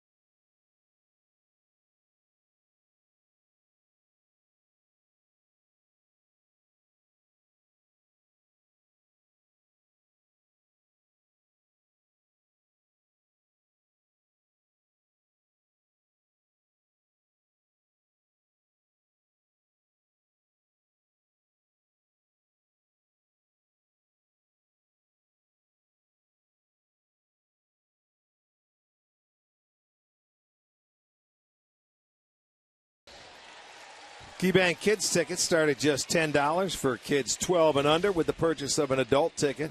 And the tickets are located in the new family deck here at Progressive Field. So log on to Indians.com/district tickets today.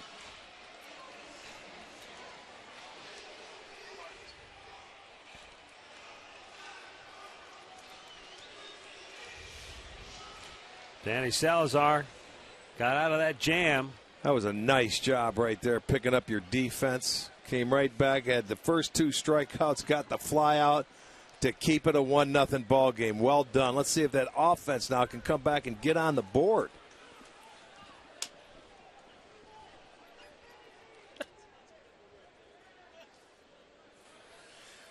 Jason Kipnis hit into a double play to end the 3rd inning. A line drive. What a catch by Ramirez. This guy has had some kind of series. He's been a human highlight film here this weekend. You wonder how the ball stayed in his glove that time. That and that one other play in the series, it's almost impossible. You see White, and, man, he snags it, and it stays right in there. What a play. Takes a hit away from Kipnis, possibly a double, because you don't see anybody behind him. My goodness, you see the White sticking out of there? Holy cow.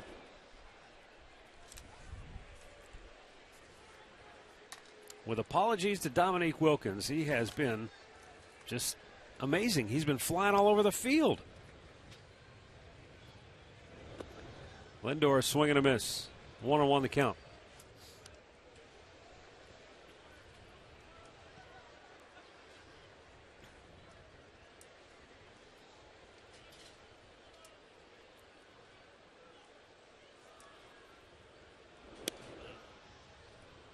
Two and one.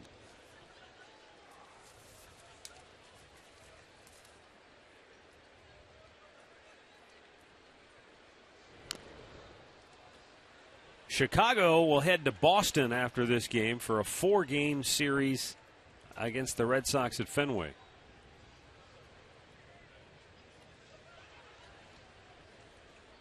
The Sox against the Sox.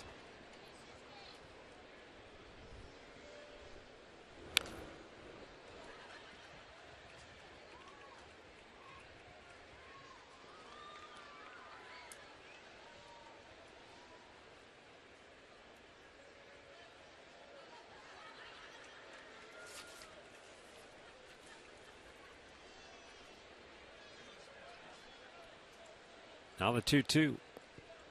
Up and away. Let up on that changeup. You could tell from up here. Slowed his arm down.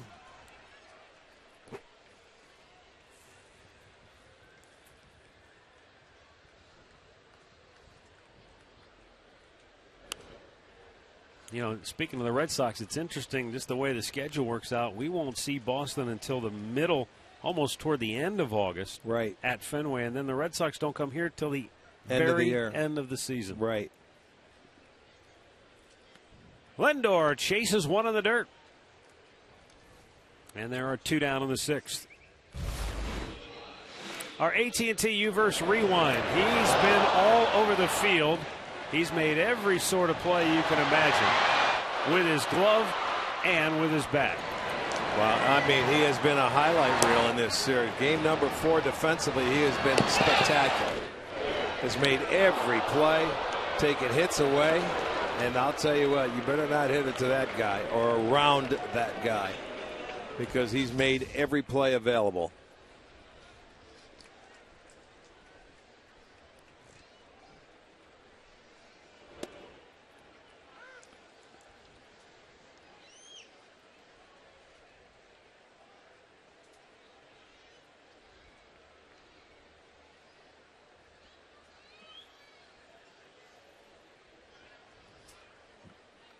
In this series, he's looking a lot like Alcides Escobar, who's another good shortstop in this division that we get to see a lot. Well, I've never seen Escobar make the plays Ramirez has made, though.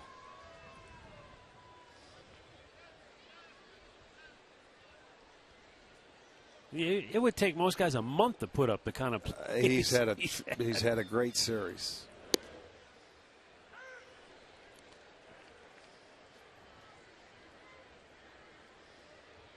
diving, bare hands, between the legs. He's done it all. He showed us the whole repertoire. Yes, he has. Now if he does a backflip, then we'll have to call Ozzie Smith. 1, 2, 3 go the Indians. And we head to the 7th, still 1-0 Chicago.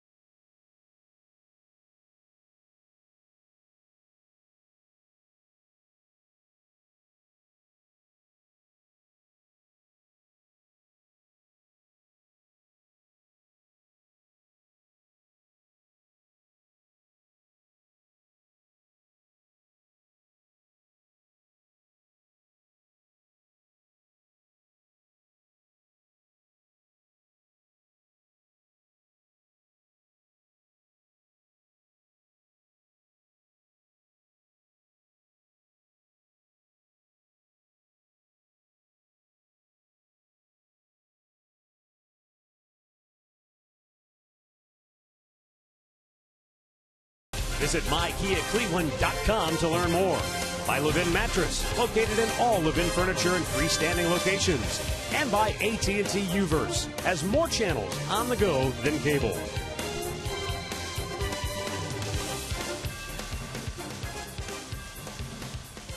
Well, it's still a 1-0 ball game as we go to the bottom, or rather to the top of the 7th inning. And Ryan... Tyler Flowers going to lead off. He's 0 for 2. He struck out twice.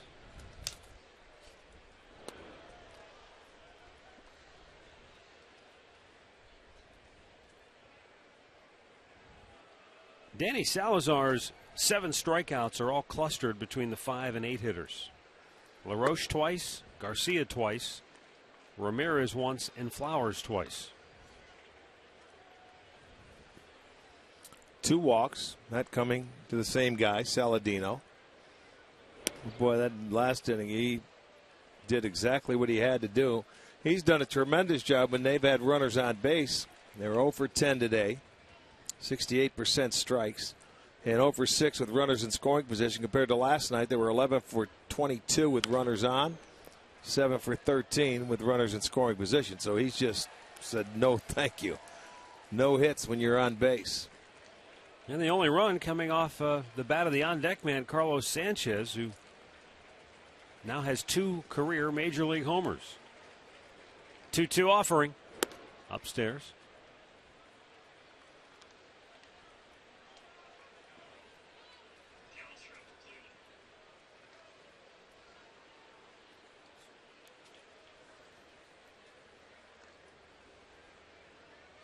Payoff pitch. Swing and a miss. Salazar has struck out 8 White Sox hitters here today.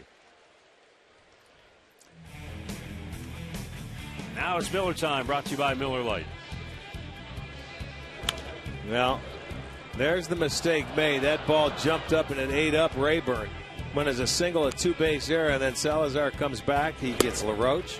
He gets Garcia, and then he gets Ramirez to fly out to right. A tremendous job. He needed 2 strikeouts. He got those. He kept it a 1-0 game and picked up his defense. This guy is on fire. Sanchez lines one over to left near the line. Rayburn makes a good throw, holding him to a single. Sanchez 3 for 3 today, and now 7 out of 13 in the series. Well, I'll tell you, the difference in the game is this guy right here. His first at bat picked out a breaking ball 0-2 pitch. and hit a home run. That's the only run in the game. And then another 0-2 pitch, got a base hit to left field, but he jumps on him early.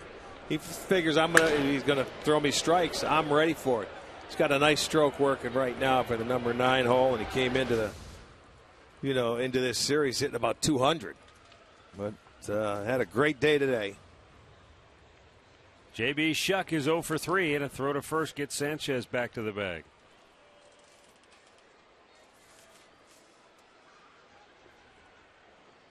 Yeah, Sanchez came into this series hitting 200.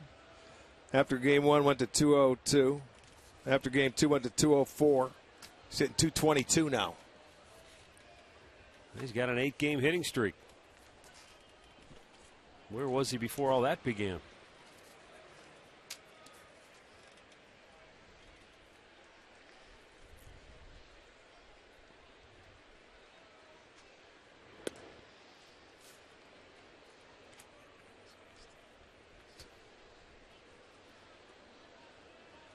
He was batting 181 before the 8-game hitting streak began. So, well, he's done a lot of work.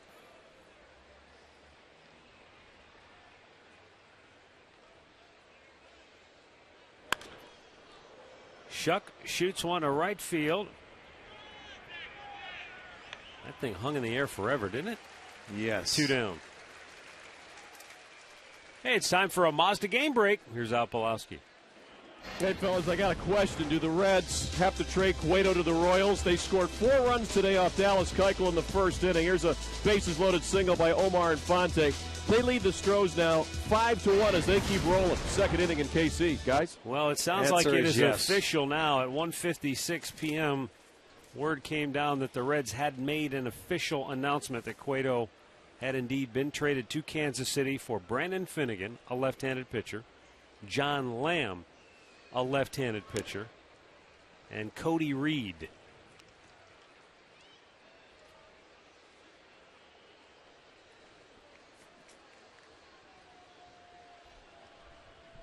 I'm just going to take a wild guess that Cody Reed is not a left-handed pitcher. Not if they didn't announce it. I think 2 in one package is fine. I'll get an everyday player with it, I would think.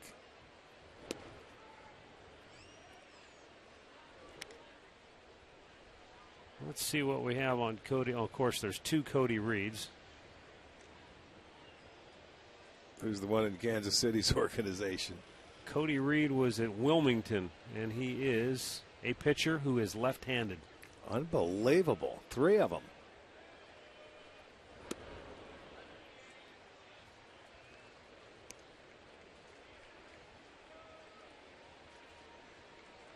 Yeah, how about that? 3 left-handed pitchers in the same deal.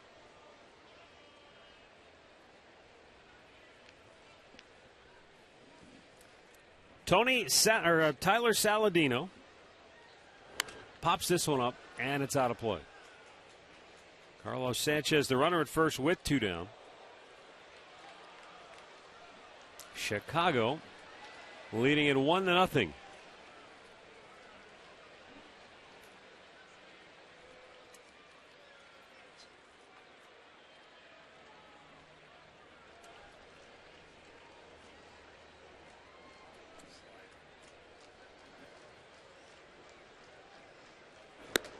Up high, full count.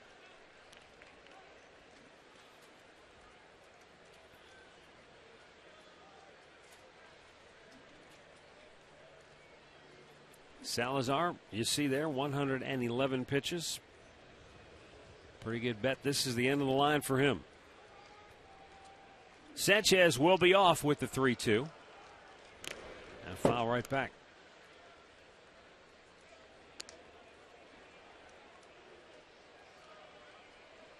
Yeah, it's not just, it's been a weird series. I mean, we talked about it before. The White Sox came in leaking oil. They lost 6 out of 7, couldn't score. In this series, their veterans have swung the bats well. Their rookies have swung the bats well. They've pitched exceptionally well. Defensively, they've made every play. 3 times today he has walked Saladino. All 3 times. There's only 3 walks. And so Terry Francona, decision time now, and here he comes. So that's going to be it for Danny Salazar with 2 on and 2 out here in the 7th inning. And the Cleveland Clinic call to the bullpen has been made. And it looks like Zach McAllister will be coming in with the Indians down 1-0. And 2 men on base, 2 out here in the 7th inning.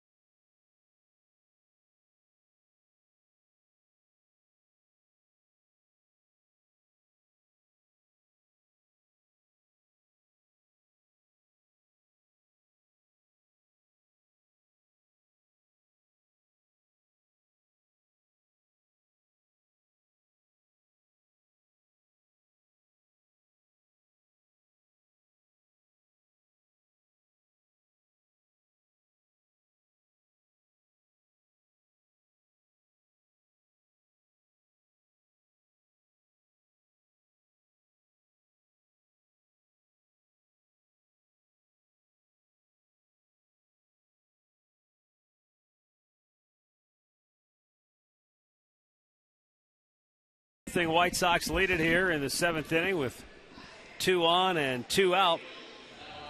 And we've got another Sugardale Dollar Dog Night on Tuesday when the Indians take on the Royals. Fans can enjoy Dollar Dogs all night long. Your tickets available at Indians.com. Zach McAllister on the pitch for the 38th time this year.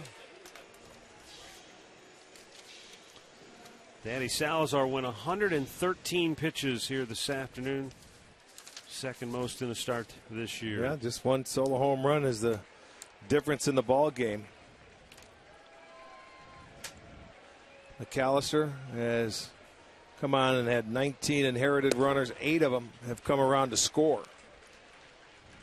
So a big out to keep it a 1-0 ball game. Melky Cabrera, 1 out of 3 on the day. 8 hits in the series.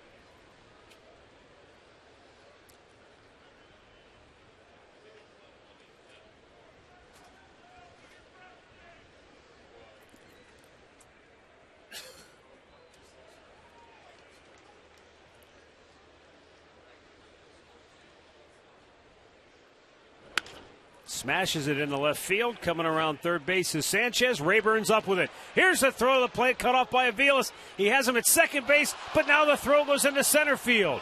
And it took a while for Saladino to pick up the ball, so he can only get to third. And now the White Sox have runners at second and third with a run in, and their lead is now 2-0. Well, they wanted to come inside to Cabrera there, and I'm not sure that he located it where they wanted it. And he went to left field with it, and Rayburn was going do or die to throw it in to home plate. They cut it. Aviles does see he missed his spot. That ball was elevated, takes it the other way, and you're going to send him with 2 outs. Nice play. He comes in. It's a beautiful play by Aviles to cut it. But on the throw back, it short hops and it goes into center field, so that's going to be an error, I would think, on Aviles. Well, I think when Mike originally cut it, he wanted to throw, but Kipnis wasn't quite at the bag yet, so he double clutched. And when he reloaded to fire, he threw it low. And so the Sox take advantage yet again and lead 2-0. Well, they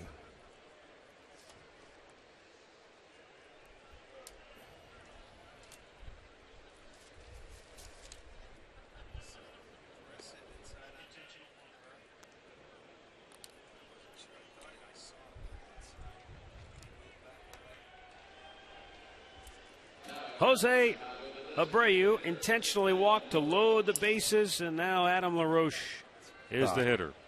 He's 0 for 3 today, 2 for 16 in the series, has struck out 10 times.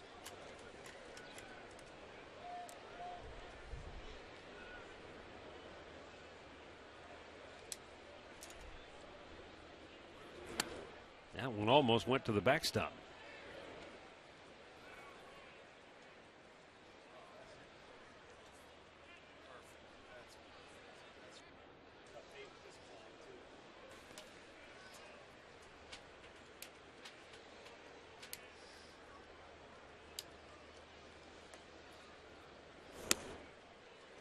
Swing and a miss. It's 1-1.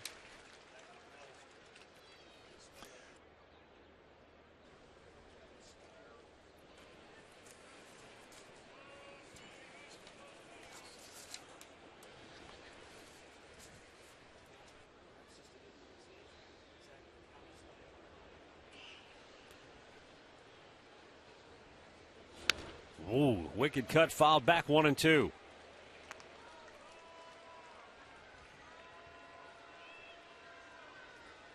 White Sox have him loaded with 2 outs here in the 7th.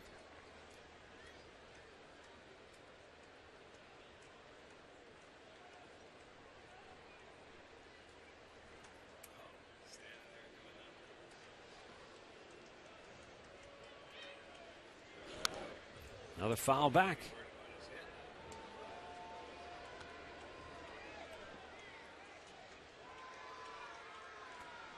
Saladino is at third. Cabrera is at second, and Abreu at first for Chicago.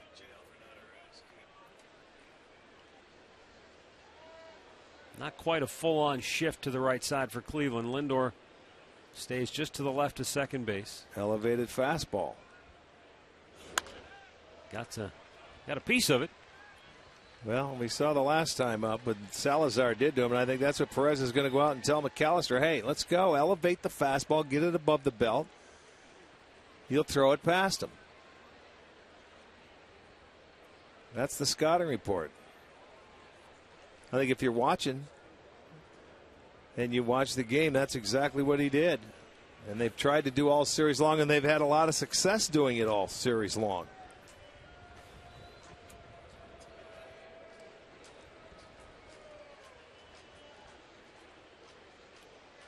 Swung on and missed. He strikes him out to end the inning.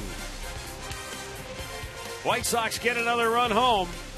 They lead it 2-0, and the 7th inning stretch is brought to you by Spitzer Auto World.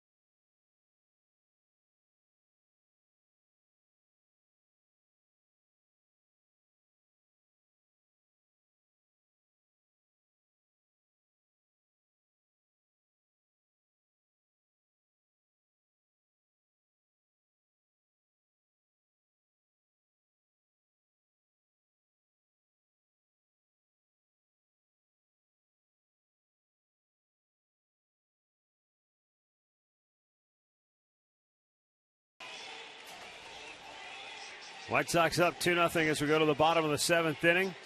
Today in Cooperstown, New York, 4 men were enshrined in the Baseball Hall of Fame. Craig Biggio, the big unit Randy Johnson, Pedro Martinez, and John Smoltz.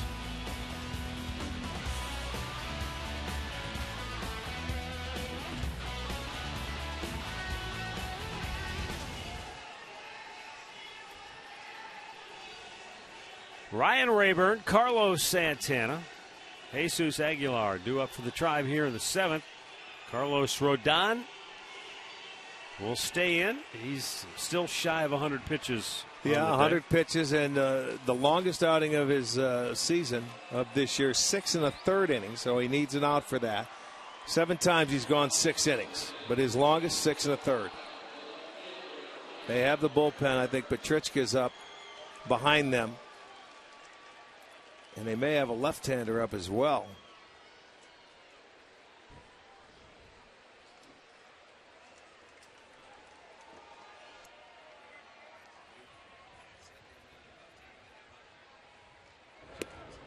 Ryan Rayburn, 0 for 2, has struck out twice.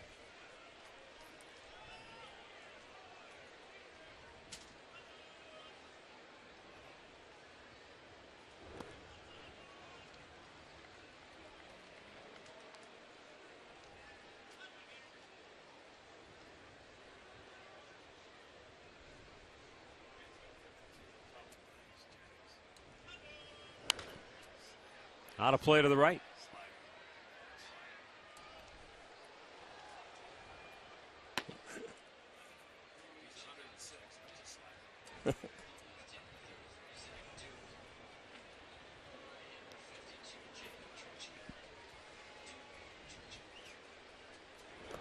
Chased one in the dirt. Flowers has to pick it up and throw to first. He does. 8 strikeouts for Rodon. 1 down here in the 7th inning.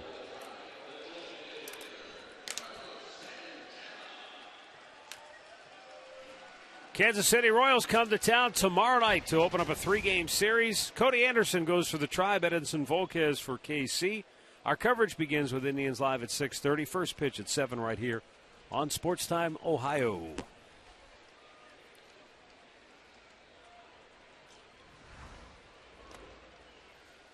Carlos Santana is 0 for 2. And just 1 out of 13 in the series.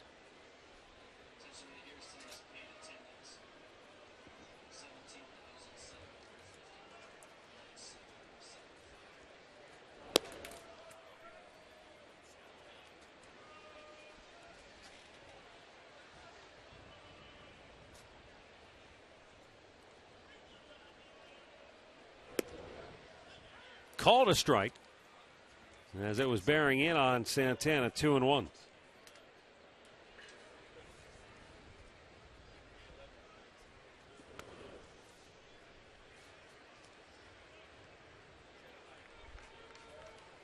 Rodon equaling his career high with 6 1/3 innings here today. He also went 6 1/3 back on May the 29th at Houston, but wound up with a no decision in that game when he allowed 3 runs, only 1 earned. Yeah, he's been very tidy, and guess what? It's another starting pitcher that hasn't walked anybody in this series. So their starters have not allowed a walk in the 4 games. You have to go back to that start on May 29th, the last time he did not walk a batter in a game. Well, look at that. Take a 3-2 pitch the other way. Guess what? There's a lot of hits out that way. So a 1-out single for Santana. There's the approach. That ball was down. He stayed on it, hit it the other way. Bingo.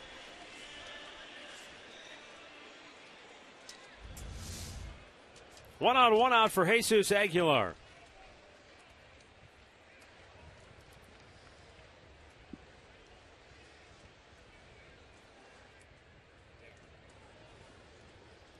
Aguilar fly to center in the 2nd, hit by a pitch in the 5th. 2 starts ago, Rodon walked 6 Chicago Cubs in 6 innings of work. Now, he only gave up 2 hits and didn't allow a run. But that's a weird line. 6 Ks, 6 walks, 2 hits. Aguilar fouls it into the glove of Flowers.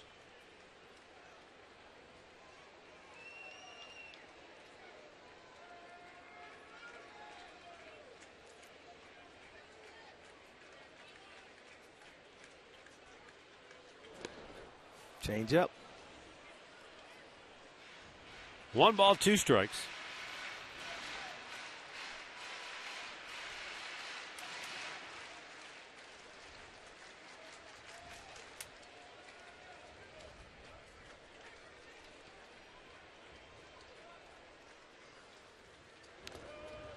That was in the dirt off the foul.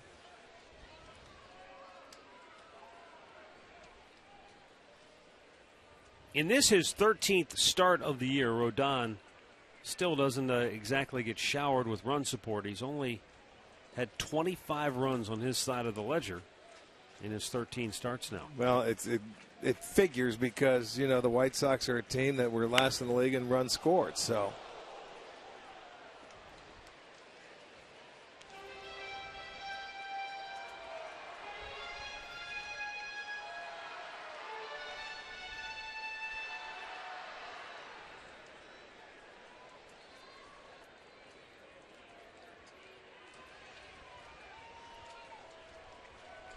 Aguilar, the tying run at the plate here, last of the 7th.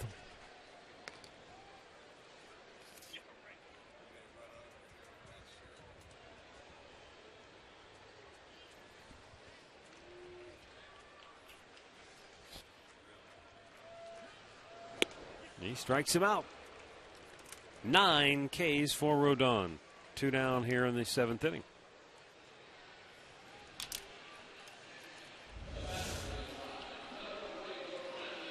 Look at that changeup. He got him twice in the at-bat with that changeup. 9 strikeouts, 1 away from a season high. He does have a season high in innings pitched now. Struck out 10 Rangers on June 4th, where he went 6 innings in that game. Brandon Moss snapped an 0 for 14 slump with a base hit back in the 3rd inning, then struck out in the 5th. And his base running mistake in that 3rd inning obviously proves costly in a game where you haven't scored. But it probably magnifies the mentality of this club. They're pressing every time they do get a scoring chance. Well, when you don't score, everything is magnified. As I mentioned before, you have to play a perfect baseball game to try and win, and that's no way to play the game of baseball.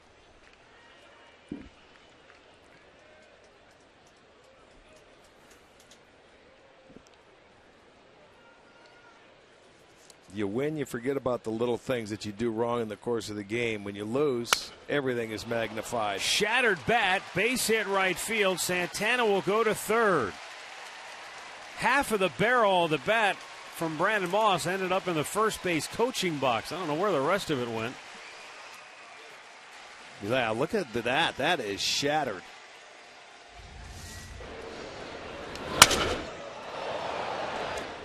Right off the end. There goes the barrel head of the bat, but the ball goes into right field. So a 2-out single brings runners to the corners, and Robin Ventura is going to go to his bullpen and get the right-hander, Jake Petrichka. Still, it's the longest outing of the career for Carlos Rodon, who goes 6 2/3 innings.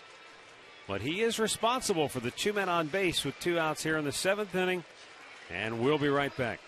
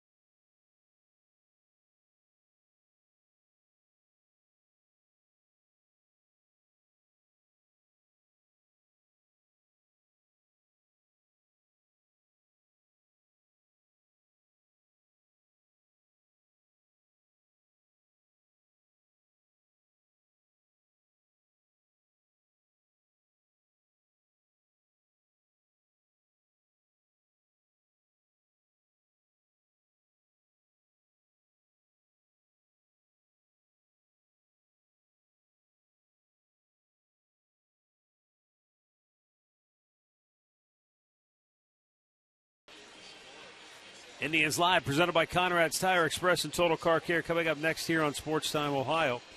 White Sox lead at 2-0. Tribe has 2 on, 2 out here in the 7th inning. Roberto Perez will be the batter. And Jake Petrichka coming on for Chicago. 17 of his last 20 appearances out of the bullpen have been scoreless. He's given up 5 earned runs in his last 18 and a third innings.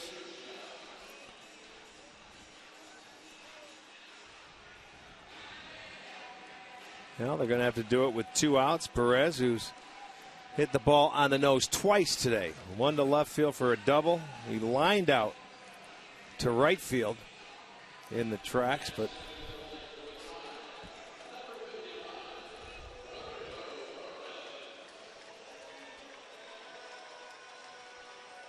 White Sox starting pitching was terrific in this series. Let's go down to Andre. Yes, they've gone 5 straight games without allowing a walk. That's the first time they've done that, guys, since 1972. Ooh. Well, they have. That was the key. They just followed suit starting from day one. They didn't walk anybody, threw strikes, and been dealing. And they've had big innings offensively. Today, they've only put a couple of single runs on the board in the 3rd and the 7th. That's been good so far.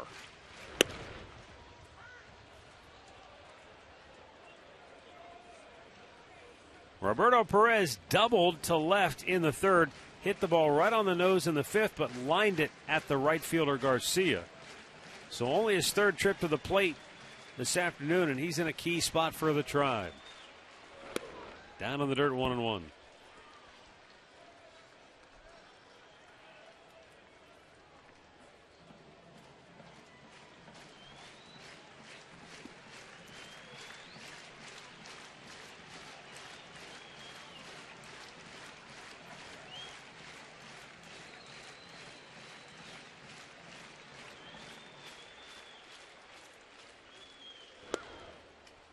Call a strike, and Perez, I don't think he's on the same page with on-plate umpire Bill Miller there.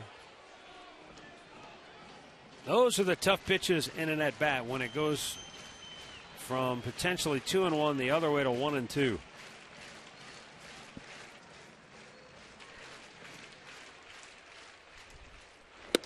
Strikes him out, ends the inning. 2 hits, 2 left. We'll go to the 8th, 2-0 Chicago.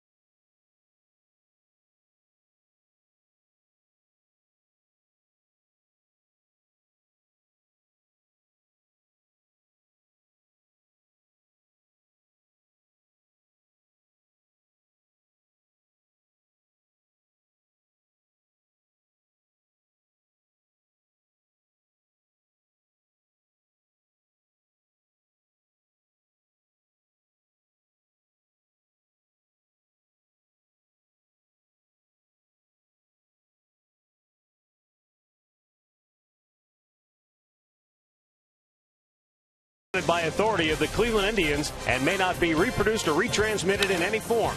And the accounts and descriptions of this game may not be disseminated without the express written consent of the Cleveland Indians.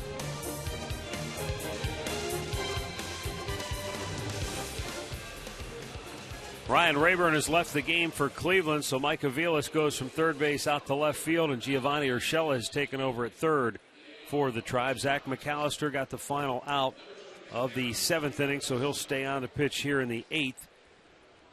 But it was McAllister who yielded the RBI single to Miguel Melky Cabrera that drove home Carlos Sanchez and made it a 2-0 game. Swing and a miss by Avisail Garcia. He's 1 out of 3. Couple of strikeouts.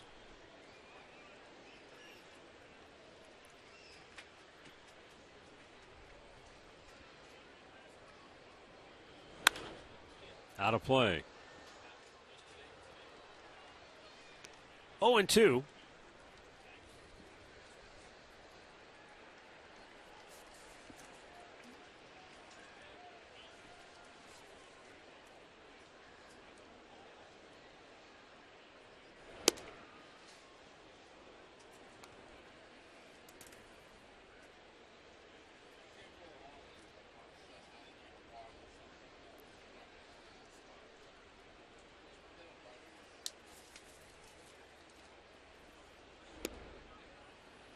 You know, you look at Garcia. He's a big guy, physically imposing. And yet he's gone almost a full month, actually more than that, without hitting a home run. 38 games, not including today. And he strikes out here. Second strikeout for McAllister, 1 down in the 8th. 3 Ks for Garcia today. He joins Tyler Flowers and Adam LaRoche, who also have a hat trick. Yeah, wow, 3 guys with the hat trick. Now Alexei Ramirez. He is 0 for 3 today.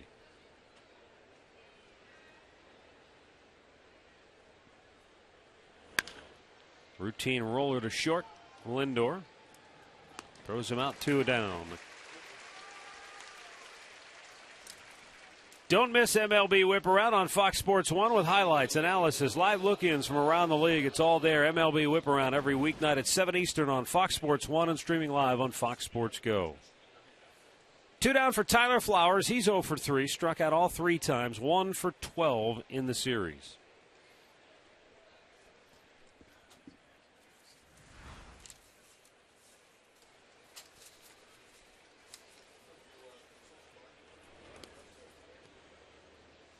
Flowers just 1 hit in his last 25 at bats. That was a 2-out base hit to drive in a pair in the first inning yesterday.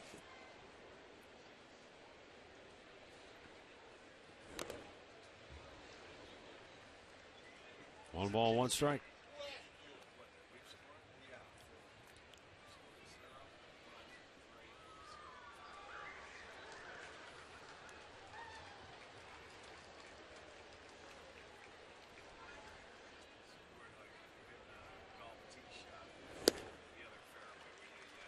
Well, ball and 2 strikes.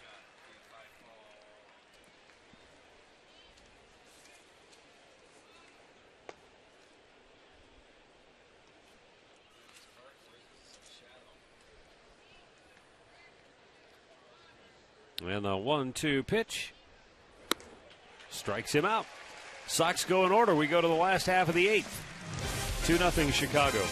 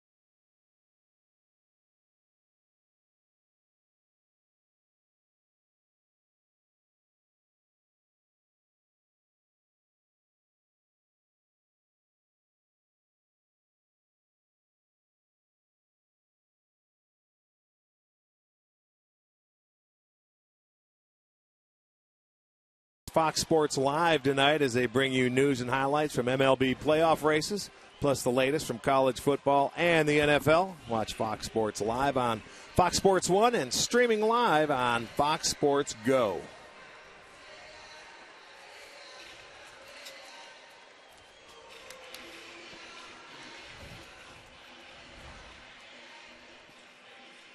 Bottom of the 8th, Mike Aviles to lead off for the Tribe.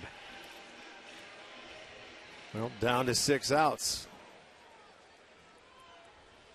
Jake Petrichka got the final out of the 7th with 2 men on base. Stays on to work the 8th in a swing and a miss.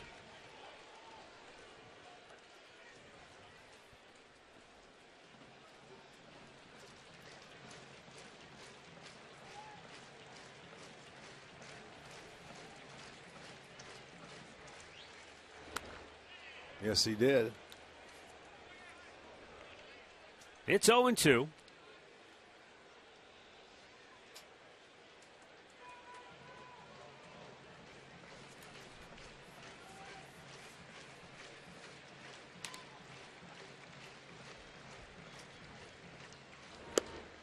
And Aviles quickly down on strikes. This guy's wasted no time in the 2 hitters that he has faced.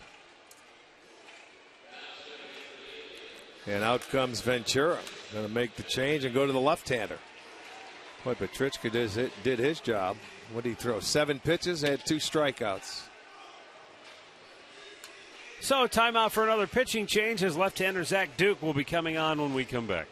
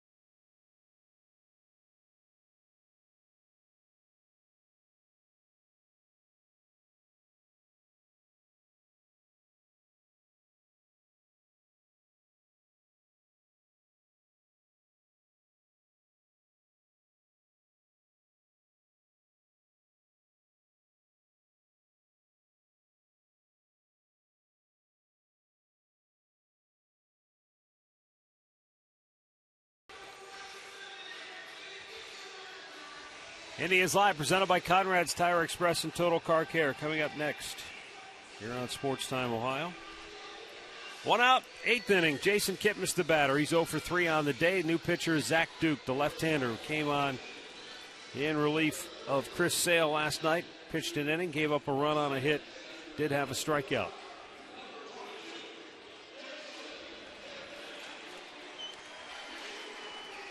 Kipnis has grounded into a double play, and then he was robbed of a hit on an outstanding diving catch by Ramirez, the shortstop in the 6th inning. Well, in this series, the White Sox pitchers, I'll tell you what, they've gone right at Jason. 31 pitches he's seen in this series. 25 of those 31 have been strikes.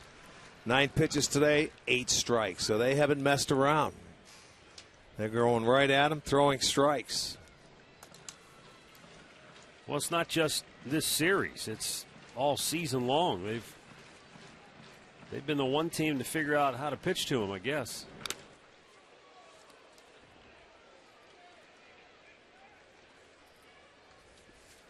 On the year, you look at Jason, I mean, normally he swings the bat well against the White Sox, especially in Chicago, but overall, just a 140 average coming into today.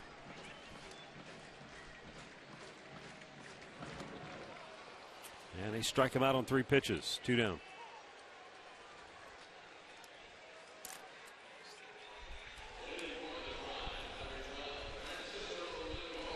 Their last 5 outs have gone down via the strikeout.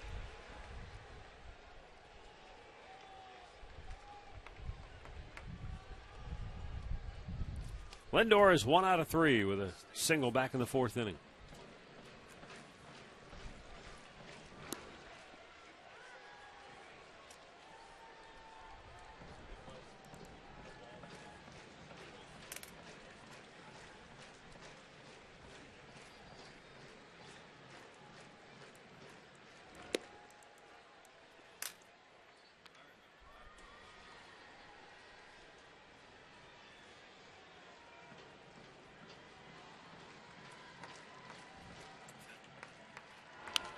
Back out of play.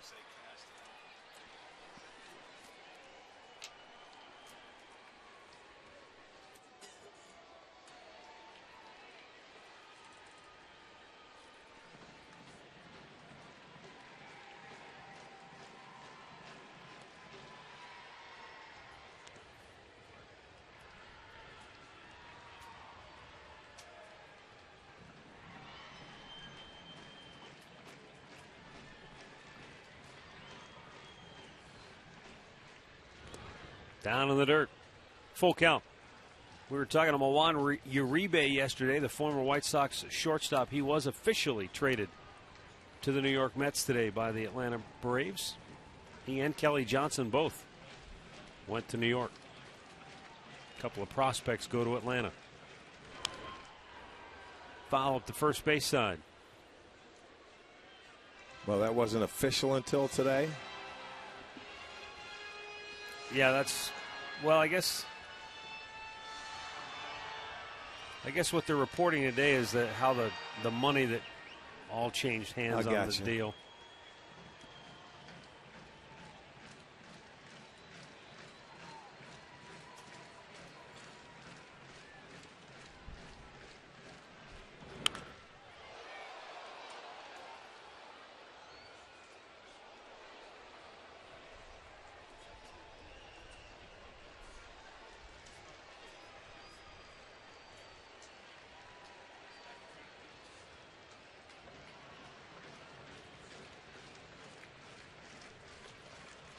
Now the 3-2.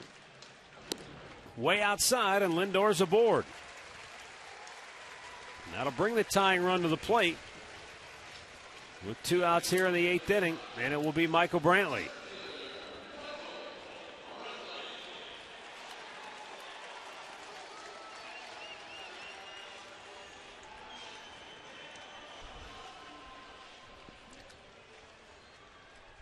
Brantley 0 for 3 on the afternoon. 3 for 14, as you see there in the series. But an opportunity here. As they say, it only takes one swing of the bat now to tie it up. That was only the second walk in the series by the White Sox. Both of the walks coming from their bullpen.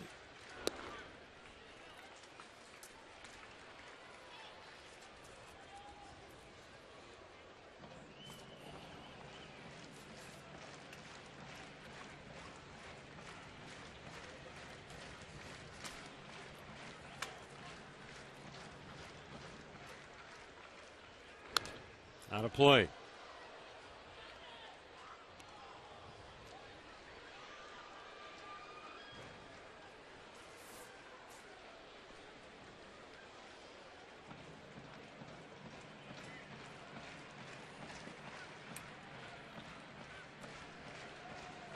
Of Brantley's 12 hits since the All-Star break, 7 of them have been for extra bases. 5 doubles, 2 homers.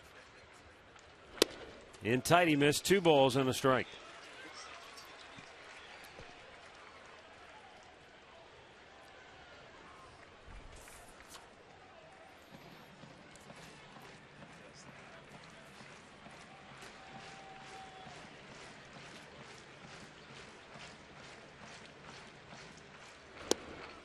Missed again inside, 3-1.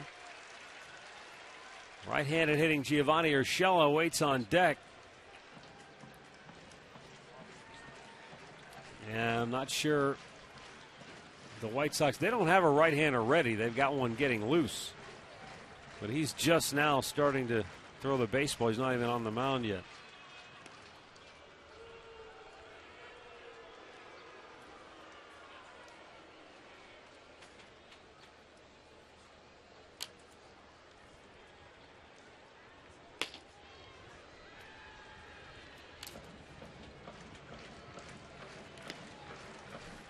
Three-one pitch. Brantley pops one on the infield. Inning over. We'll go to the ninth. 2-0 Chicago.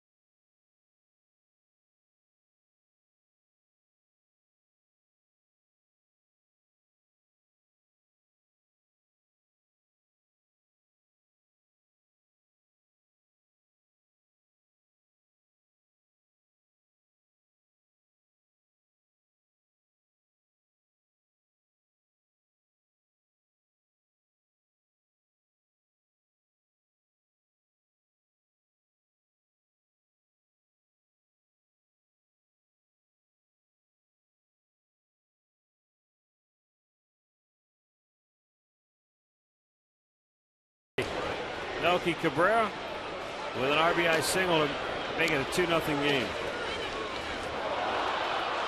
That's a good thing he didn't pick up the baseball. He might have been able to score after that too, but it's 2-0 now. He's had a good series. Zipchinski coming on into the ball game.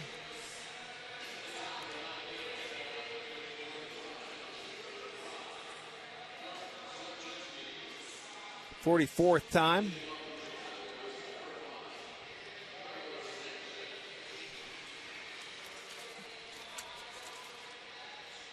Sanchez will go over to the right side of the plate where he's a 146 hitter. I'll tell you what, he's had 3 pretty good swings today. He's 3 for 3. Hit the solo home run back in the 3rd inning. Single in the 5th and in the 7th. Came around to score, so he scored both the runs today for the White Sox. Takes a strike outside edge.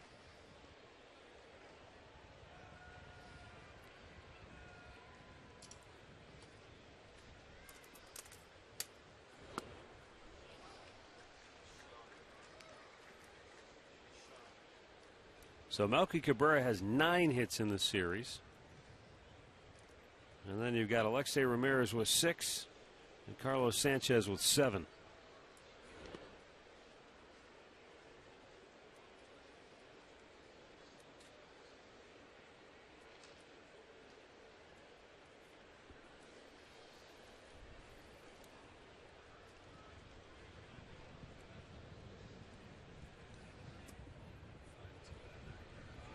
Swing and a miss. Roberto Perez throws to first. 1 away.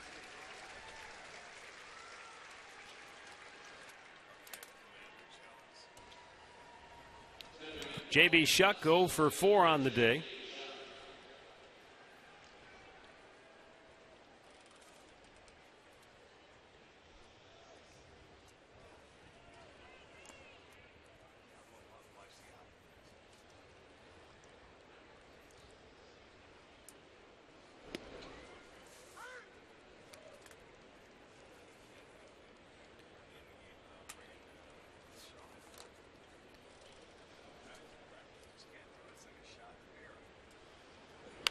Out of play.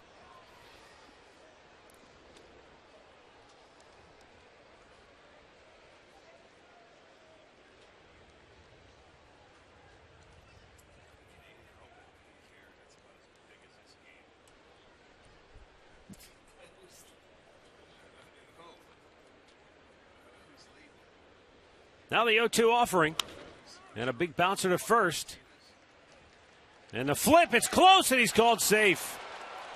Aguilar with the flip to Zipchinski. Had to wait on the lefty to get over there.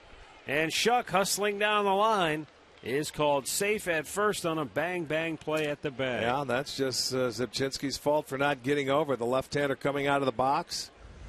They may, I don't know if he's coming out to make a pitching change. I believe he is. I don't think he's challenging. There you go. We'll see. No, he beat him. He certainly did. Watch it. See if he gets off the mound. He did, but Shuck just beats him to first base. So that'll go as an infield single. And we've got a timeout for a pitching change.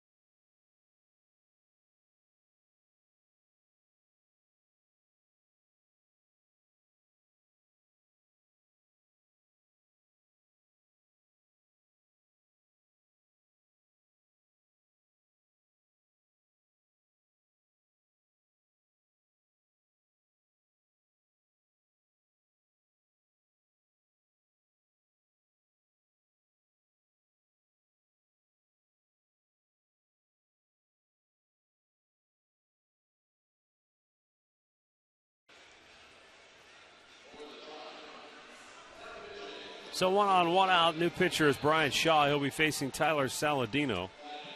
Shaw's 43rd appearance on the year.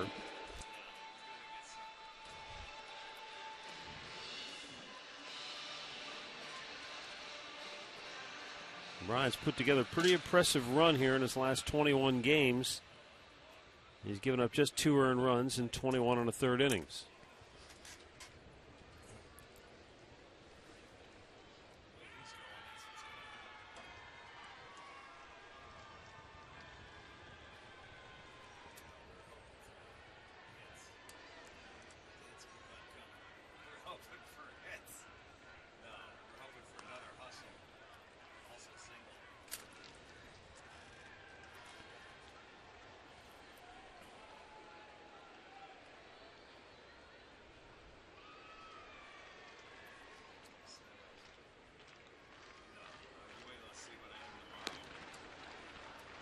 Zach Greinke from the Dodgers had his scoreless innings streak snapped at 45 2/3 innings. The Mets got a runner to third base. It was the first runner to reach third base against Greinke in over a month. That's incredible. That's crazy. It really is. Yes, it is. June 23rd. And I think, did the pitcher have the RBI? Yeah, it was one of those crazy. It was a chopper on the infield. A guy came flying home, and they threw home, and he just barely beat the tag. It was a close play. But, I mean, imagine June 23rd is the last time he had a guy at third base. Yeah, that is scary. Runner goes. Good throw by Perez, and he got him. Oh, maybe what a throw by Roberto. Shuck is erased, and there are 2 down. Lindor applying the tag. Well, Perez comes out and makes a beautiful throw. It's going to be our McDonald's. I'm loving it. Right on. See, this one was on the money. Had plenty of time to apply the tag. Earlier, they stole a base. It was a little to the shortstop side. That was perfect.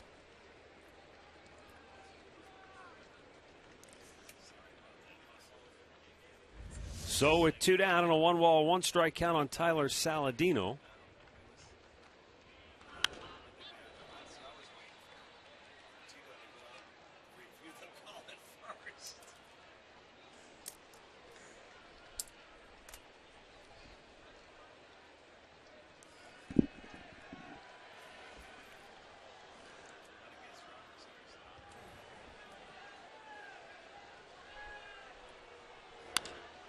To right field. And Moss comes jogging in over near the line.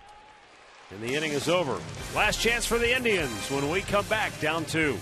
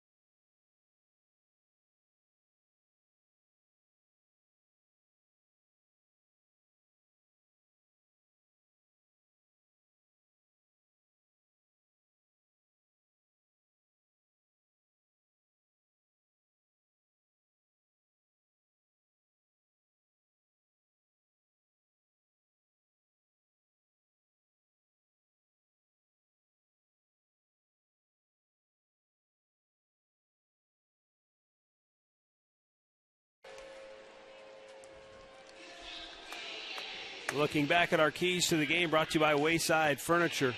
Indians have not found a way to score. Thus, they cannot find a way to win. We'll see if that changes here in the bottom of the ninth. Their last at bat will be against Chicago closer David Robertson, who has not been perfect this year. He's had his moments, although 15 of his last 17 appearances have been scoreless. Well, he's got a good cutter, explosive fastball. He has blown 5 saves this year in 39 innings, though. Look at that, 57 strikeouts, and opponents hitting just 188. Giovanni Urshela, Carlos Santana, and Jesus Aguilar due up for the Tribe here in the ninth. Need a base runner to get that tying run to the plate.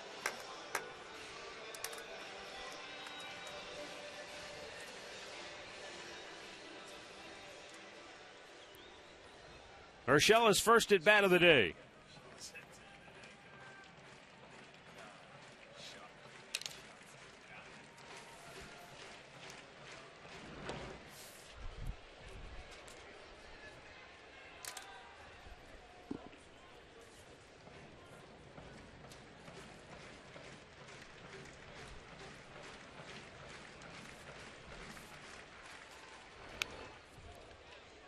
Urshela has hit in 4 straight games, 5 for his last 14 overall.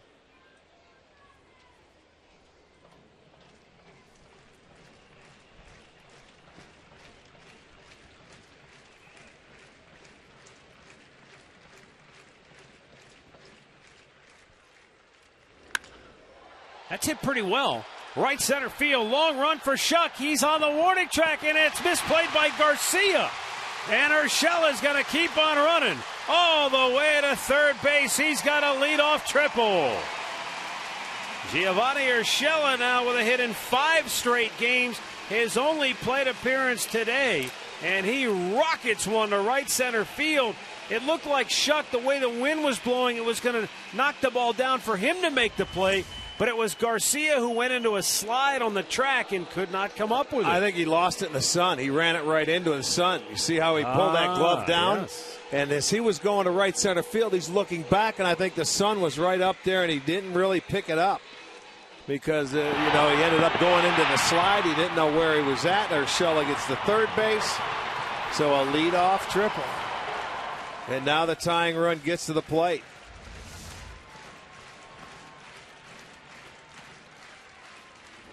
Carlos Santana takes a called strike. Santana 1 for 3 today, 2 hits in the series.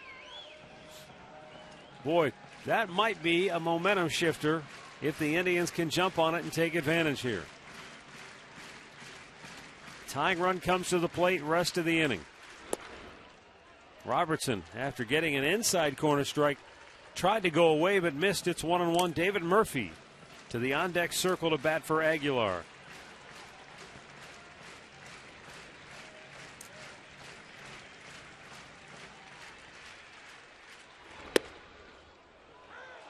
Santana turned away. He thought it was inside, but it's called a strike.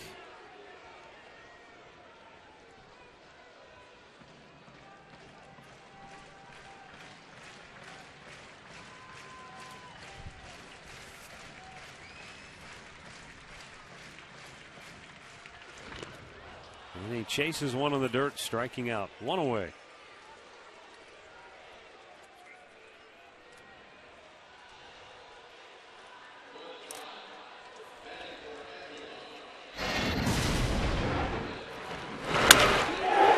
Last September, David Murphy had a walk-off game winner against the White Sox. He's not in a position for a game winner here, but certainly could go a long way toward getting the Indians back in this game. A hit, a sac fly would get him on the board. Heck, even a ground ball at this point. The infield's back. Yeah, well, you get in. I want a base hit. You need another base runner. Need another base runner. Get the run in.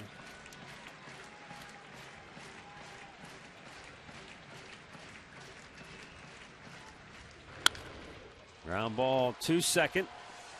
Sanchez throws out Murphy. There are 2 down. Indians get on the board, and it's a 2-1 ball game.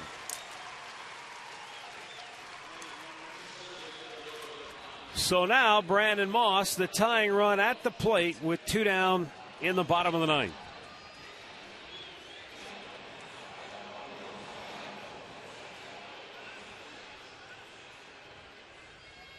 White Sox go into the shift, 3 on the right side. Garcia goes almost to the warning track in right field. Moss with 2 hits today.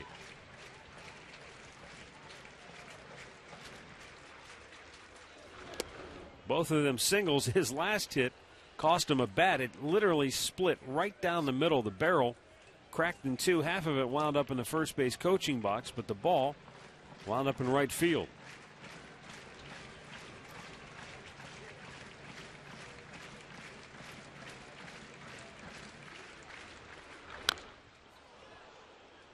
One and one to count.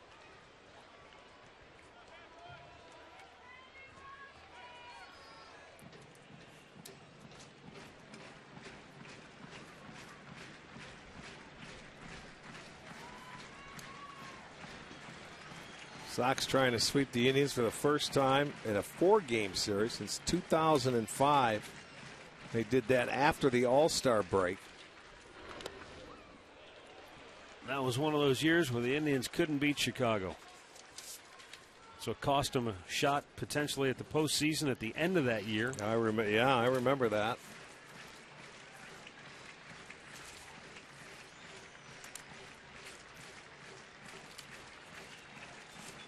Robertson takes aim, 2-1 count on Moss. Pops him up, center field. Shuck makes the catch to end the game, and the White Sox come to Cleveland and sweep the 4-game series from the Tribe, taking the finale by a final score of 2-1. It was just simply all Chicago as they outscore the Indians 26-5 in the 4-game sweep.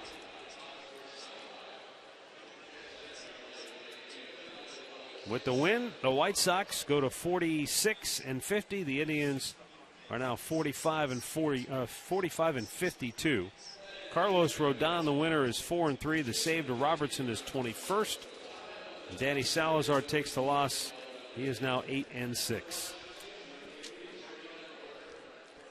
That's a tough series. That's all you can say. Only able to muster 5 runs in the series, and well, I'll tell you, you get back into the division, you get home, and you have Kansas City coming in tomorrow. It's going to be a tough go. Doesn't get any easier, no, does it? No, it doesn't get any easier, but, you know, it never does. You got to go out there, and they're going to have to work hard. You've got Kansas City. Maybe that'll be something that can wake these guys up a little bit, because I'll tell you what, they look like they're sleepwalking. Fans file out, 17,751, as the Chicago White Sox come to Cleveland. And in the first 3 games, they just simply laid the lumber to the Tribe. Here in the finale, they only scored 2, but their pitching made it stand up. For Rick Manning and Andre Knott, I'm Matt Underwood. Thanks for watching. Stay tuned for Indians Live, presented by Conrad's. It's coming up next. We'll greet you again tomorrow night from Progressive Field when the Indians host the Kansas City Royals.